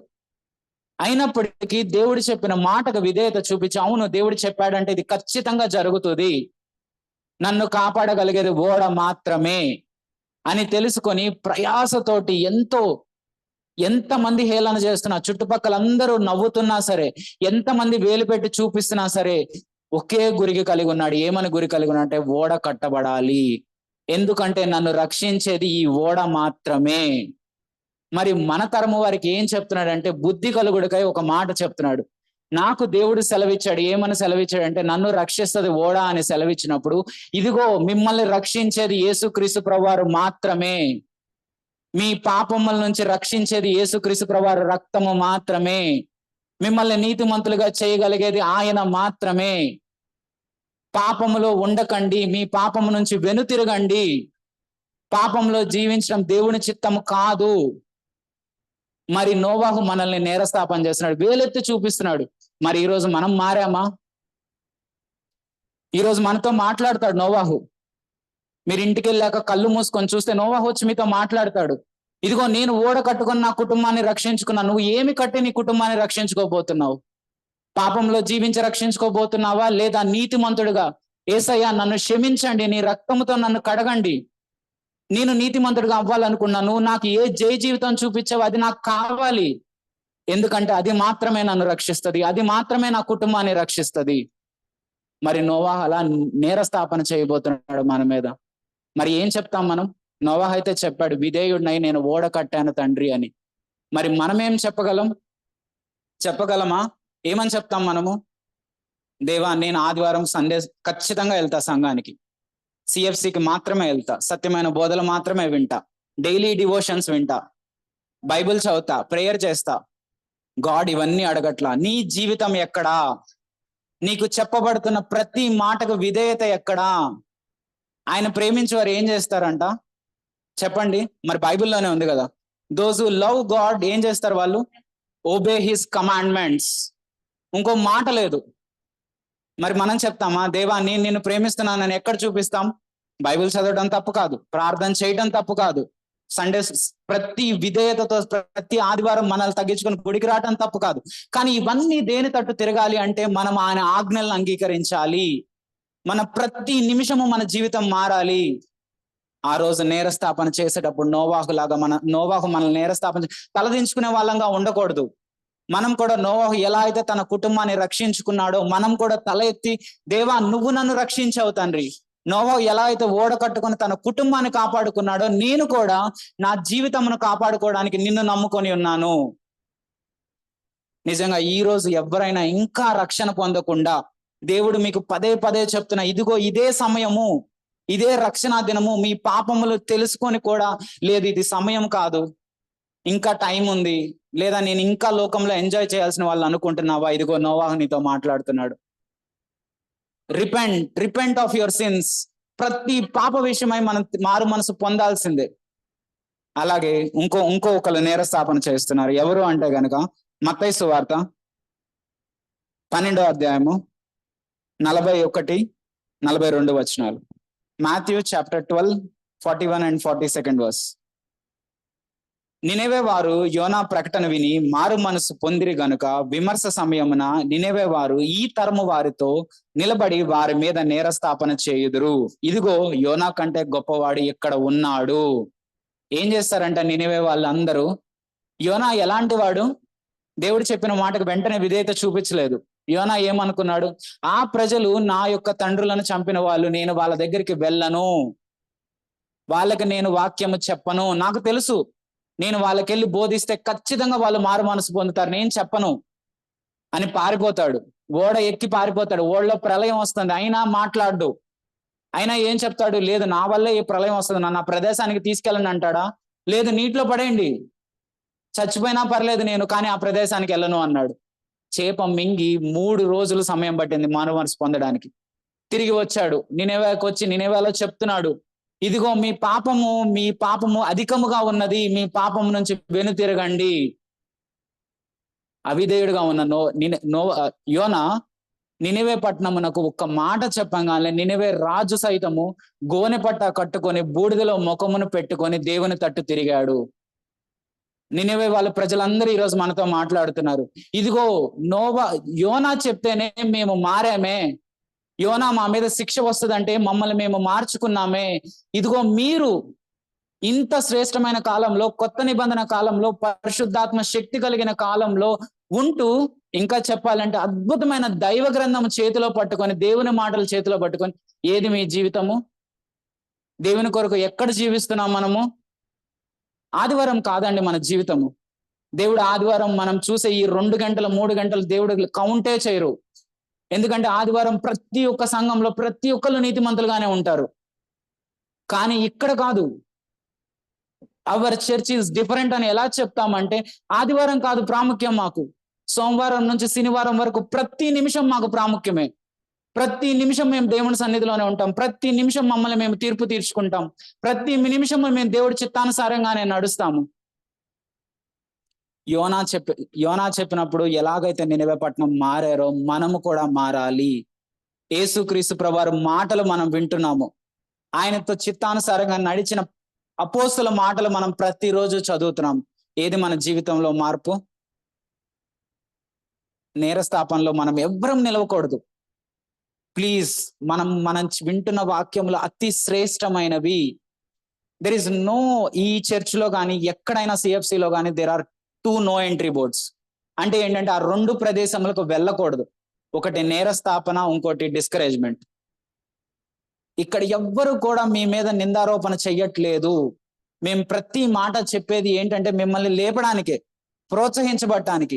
ఎలాగో బ్రదర్ ఇందాక చెప్పారు, ఏం చెప్పారంటే థర్మామీటర్, మిర్రర్. ఆ 2 ఎందుకు అంటే కనుక, థర్మామీటర్ మనం ఈ ఆంపిట్లో పెట్టుకోవడము, నోట్లో పెట్టగానే ఏంటంటే టెంపరేచర్ ఉంది అని చూపిస్తుంది. టెంపరేచర్ ఉంది అని చూపించగానే, నీకు జ్వరం ఉంది అని చెప్పగానే కూర్చొని ఏడవమని కాదు. అయ్యో నాకు జ్వరం ఉంది అని ఏడవమని కాదు. ఇదిగో నీకు జ్వరం ఉంది, వెళ్ళి మెడిసిన్ వేసుకో, తగ్గుతుంది అని. ఇక్కడ చెప్పబడుతున్న ప్రతి మాట కూడా అంతే. మిమ్మల్ని ఎవ్వరిని నిందారోపణలోకి వెళ్ళి డిస్కరేజ్మెంట్ లోకి వెళ్ళాలని కాదు. Lift up, come up higher. దేవుడు పిలుస్తున్నాడు, పైకి రా. యోహానుతో చెప్తున్న మాట, పైకి రా, నువ్వు అక్కడ ఉండొద్దు. మరి ఈరోజు దేవుడు మనల్ని కూడా పిలుస్తున్నాడు. నినివే పట్టణం మొత్తము మారిందంట. మరి ఈరోజు ఆయన వాక్యం వింటున్నాం, మనం ఇంత సత్యబోధన వింటున్నాం. మరి మన జీవితం మారిందా? కోపం పైన జయం కలిగి ఉన్నామా? మన యొక్క ఆఫీస్ లో మనం నిజంగా రైచియస్ గా ఉంటున్నామా? మనుషుల్ని సంతోష పెట్టే వాళ్ళంగా ఉంటున్నామా? దేవుడు మనం అనుకున్న దేవుడు ఒకటి వద్దు అని చెప్పగానే ఎందుకు ఇవ్వట్లేదు అని చెప్పి సనుగులు గొనుగులు మొదలు పెడుతున్నామా?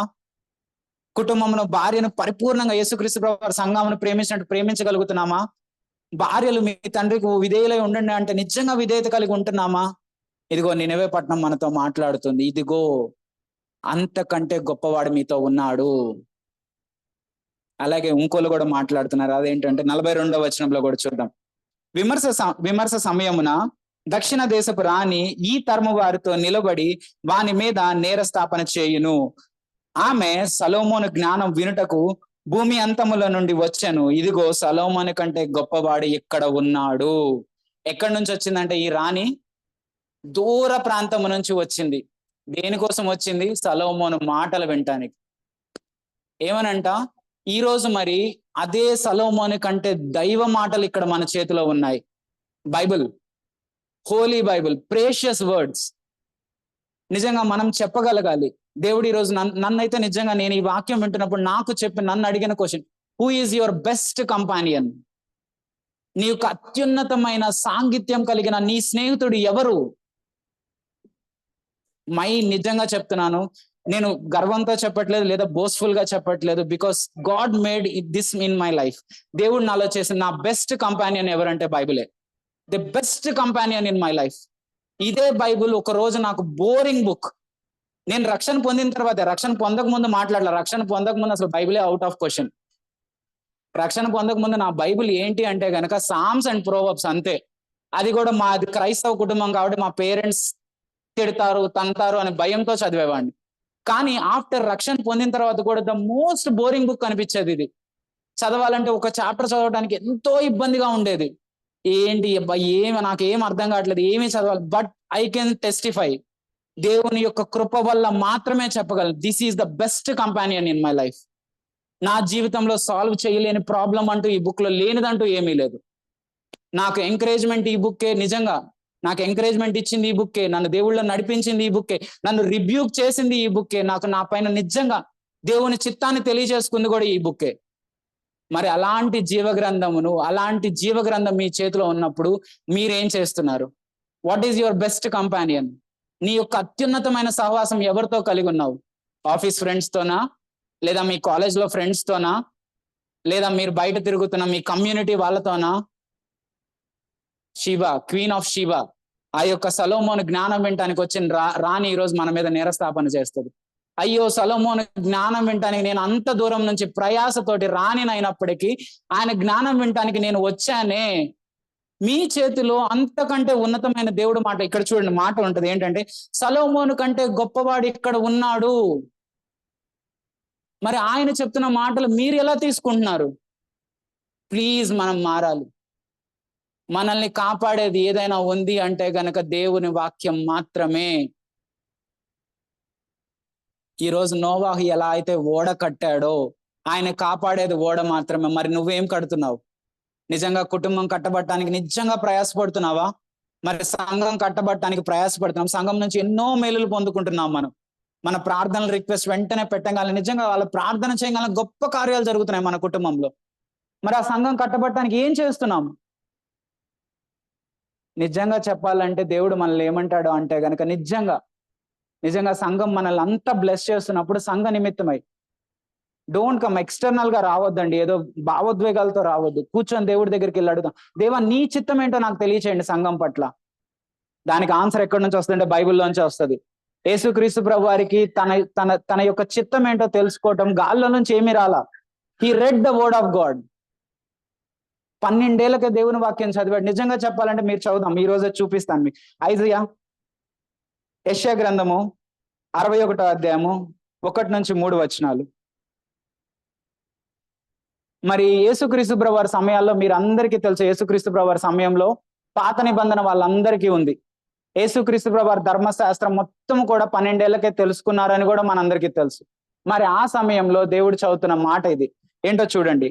యేసుక్రీస్తు ప్రభు వారు చదువుతున్న మాట, ప్రభువగు యెహోవా ఆత్మ నా మీదకి వచ్చి ఉన్నది, దీనులకు సువర్తమానమును ప్రకటించుటకు యెహోవా నన్ను అభిషేకించను, నలిగిన హృదయము గల వారిని దృఢపరచుటకును, చెరసాల్లో నున్న వారిని విడుదలను, బంధింపబడిన వారి నిమిత్తము విముక్తిని ప్రకటించుటకును, యెహోవా హితవస్తరమును మన దేవుని ప్రతిదండను దినమును ప్రకటించుటకును, దుఃఖకాండ్రులందరినీ ఓదార్చుటకును.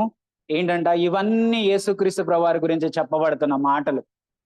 యేసుక్రీస్తు ప్రభు వారు తన చిత్తమును ఎలా తెలుసుకున్నారు అంటే ఈ బైబిల్ చదవడం ద్వారా. మరి ఈ రోజు ఇదే జీవగ్రంథం అంటున్నాము, నిజంగా ఇదే నా లైఫ్ అంటున్నాము.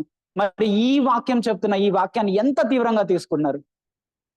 ప్లీజ్ యంగ్ పీపుల్, మరి ముఖ్యంగా చెప్తున్నాను యవ్వనస్తులు, మీకున్న ఈ సమయం మొత్తం కూడా your companion should be word of God. అలాగని మీ డైలీ యాక్టివిటీస్ చేయొద్దని మాత్రం నేను చెప్పను. You have to study. Spare time ఎక్కువ తీసుకోండి. స్పేర్ టైం ఫోన్తో కాదు, ఫ్రెండ్స్తో కాదు, వాక్యంతో స్పెండ్ చేయండి. వాక్యాన్ని ఎలా చదవాలి అంటే గనక, నిజంగా మీరు చదువుతున్న కొలది this will become your best friend.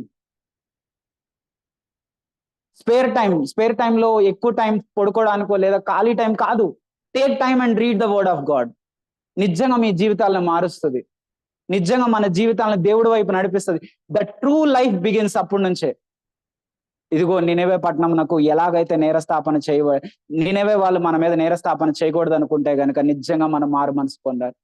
నోవాహు కట్టుకున్న ఓడలాగా మన జీవితంలో కట్టబడాలి అంటే గనక ఈ రోజు మనం జ్ఞాపకం చేసుకోవాలి, దేవా నేను నీ కుటుంబంను కట్టడానికి నా యొక్క ప్రతి ఒక్క శక్తిని నేను ఇస్తాను దేవా అని. బైబిల్ ఖచ్చితంగా బెస్ట్ కంపానియన్ అవ్వాలి. నాట్ ఓన్లీ యంగ్ పీపుల్, అందరికీ it should be the best companion your life.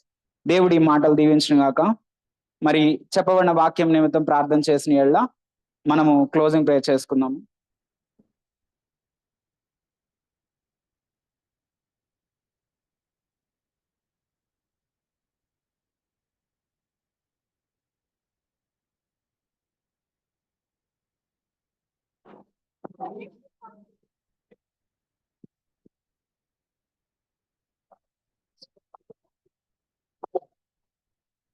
ప్రేమ నమ్మకం కలిగిన ప్రియ పరలోకపు తండ్రి, మీ పాదములకు వందనాలు, స్తోత్రాలు.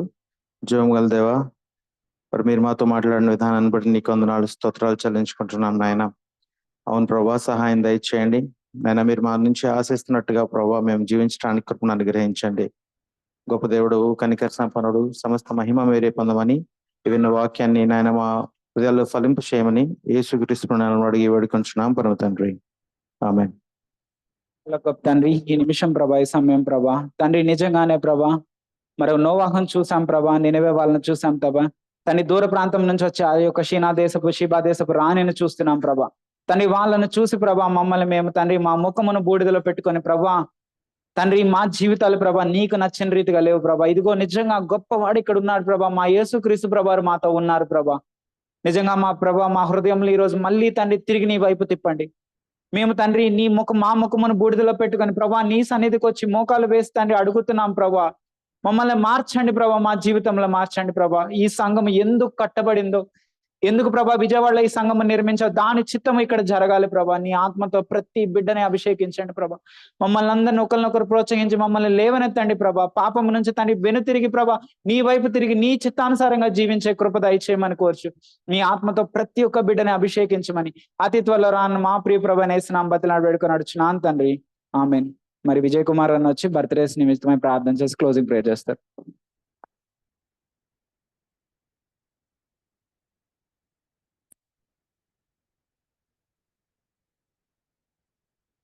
ఈ వారం శ్యామ్ ప్రసాద్ గారి బర్త్డే, అలాగే వారి మిసెస్ సిస్టర్ నాగమణి గారి బర్త్డే ఉన్నాయి.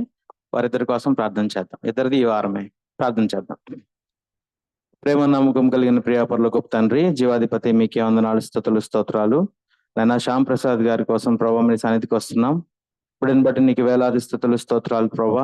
ఇంతకాలం మీరు మీ కృపలో ఆయనకి క్షేమాన్ని ఇచ్చి భద్రతనిచ్చి ప్రభా మరి కొత్త సంవత్సరం దయకిరీటాన్ని ఇవ్వబోతున్నందుకు నీకు వందనాలు నాయన. రాబోయే సంవత్సరం అంతా నీకు కృపాక్షేమాలు, ముఖ్యంగా ప్రభా నీకు సన్నిహితంగా ప్రభా రక్షణలో ఎదిగి ప్రభా ఇతరులకు మాదికరంగా ఉండే జీవితాన్ని ప్రభా ఇంకనూ దయచేయమని వేడుకుంటున్నాం నాయన. మరి అలాగే సిస్టర్ విషయంలో కూడా మీ కృప చూపించారు. ఇప్పటి వరకు మీరు ఇచ్చిన ఆరోగ్యాన్ని బట్టి, నెమ్మదిని బట్టి నీకు వందనాలు. రాబోయే కాలంలో కూడా నాయన సిస్టర్ తన బాధ్యతల విషయంలో ప్రభా నెమ్మది కలిగి ఉండటానికి సహాయం దయచేయండి. నీ యొక్క సన్నిధిలో ప్రభా ఇద్దరు దాని దగ్గరగా నీకు అతి దగ్గరగా ఉండటానికి సహాయం దయచేయండి. కుటుంబం విషయంలో వారి పట్ల మీ కృపను చూపించండి నాయన. మరి బిడ్డల విషయంలో వారికి ఉన్నటువంటి భారాన్ని, బాధ్యతని ప్రభా నీ కృపలో నెరవేర్చమని వేడుకుంటున్నాం. సహాయం దయచేయండి. మరి ఈ సంవత్సరాల్లో, ఈ రాబోయే సంవత్సరంలో వాళ్ళు చేస్తున్న ప్రయాణాల విషయంలోనే కానీ నాయన వారి బాధ్యతల విషయంలో కానీ నీ కృపను అనుగ్రహించమని, ముఖ్యంగా రక్షణ విషయంలో ఇద్దరు ఎదగడానికి సహాయం దయచేయమని వేడుకుంటూ నాయన. అలాగే మా సంఘాన్ని బట్టి మీరు ఎంతగానో మరి ప్రేమిస్తున్నారు. సంఘంలో ఎంతో మందికి వారి యొక్క అవసరతల విషయంలో మీకు కృప చూపిస్తున్నారు. నీకు వందనాలు, స్తోత్రాలు. చిట్టుబాబు గారి ఇంటి గృహప్రవేశం విషయంలో ప్రభా మరి ఆ గృహం నిర్మించబడడానికి మీరు ఇచ్చిన కృపను బట్టి నీకు వందనాలు తండ్రి. మరి మేమందరం అక్కడికి వెళ్ళనైండగా మా మార్గంలో ప్రయాణంలో తోడుగా ఉండండి. అక్కడ జరగబోయే ఆరాధనను ఆశీర్వదించమని వేడుకుంటున్నాం. సమస్తము నీ మహిమ కొరకు చర్యించమని వేడుకుంటున్నాం తండ్రి. సహాయం చేయండి నాయన. మా సంఘంలో పెద్దలు మొదలుకొని చిన్న బిడ్డల వరకు మీరు చూపిస్తున్న కృపను బట్టి నీకు వేలాది స్తోత్రాలు. సమస్తము మీరు నేను యవనస్తులను జ్ఞాపకం చేసుకోనండి. వారి జాబ్ నిమిత్తము, అలాగే వారి యొక్క మ్యారేజెస్ విషయంలోనూ నీ కృప చూపించండి తండ్రి. చిన్న బిడ్డల ప్రభావ మరి ఆరోగ్య విషయంలో, వారి చదువు విషయంలో తోడుగా ఉండండి.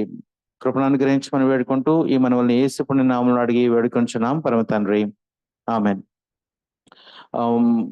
బ్రదర్స్ అండ్ సిస్టర్స్, ఇవాళ మనం ముందుగానే చెప్పబడినట్లు చిట్టుబాబు బ్రదర్ వాళ్ళ ఇంటికి ఇప్పుడు వెళ్తున్నాము. 12:30కి అక్కడ ప్రేయర్ స్టార్ట్ అవుతుంది. మీకు వాట్సాప్ మన చర్చ్ గ్రూప్ లో, ప్రేయర్ గ్రూప్ లో చిట్టుబాబు బ్రదర్ లింక్ పెట్టారు, వాళ్ళ ఇంటికి వెళ్ళే మ్యాప్. దాన్ని మళ్ళీ ఒకసారి అనౌన్స్మెంట్ గ్రూప్ లో కూడా ఒకసారి షేర్ చేస్తాము. ఒకసారి అందరం కలిసి వెళ్దాము. వెళ్ళి అక్కడ 12:30కి మీటింగ్ స్టార్ట్ అవుతుంది. 1 వరకు. 1కి లంచ్ చేసిన తర్వాత అక్కడ కొంచెంసేపు సహవాసం చేసి ఎవరికి వాళ్ళం మనం డిస్పర్స్ అవ్వచ్చు. ఓకే, అంతే. Thank you. కూడికి ఇంతటితో ముగించబడింది.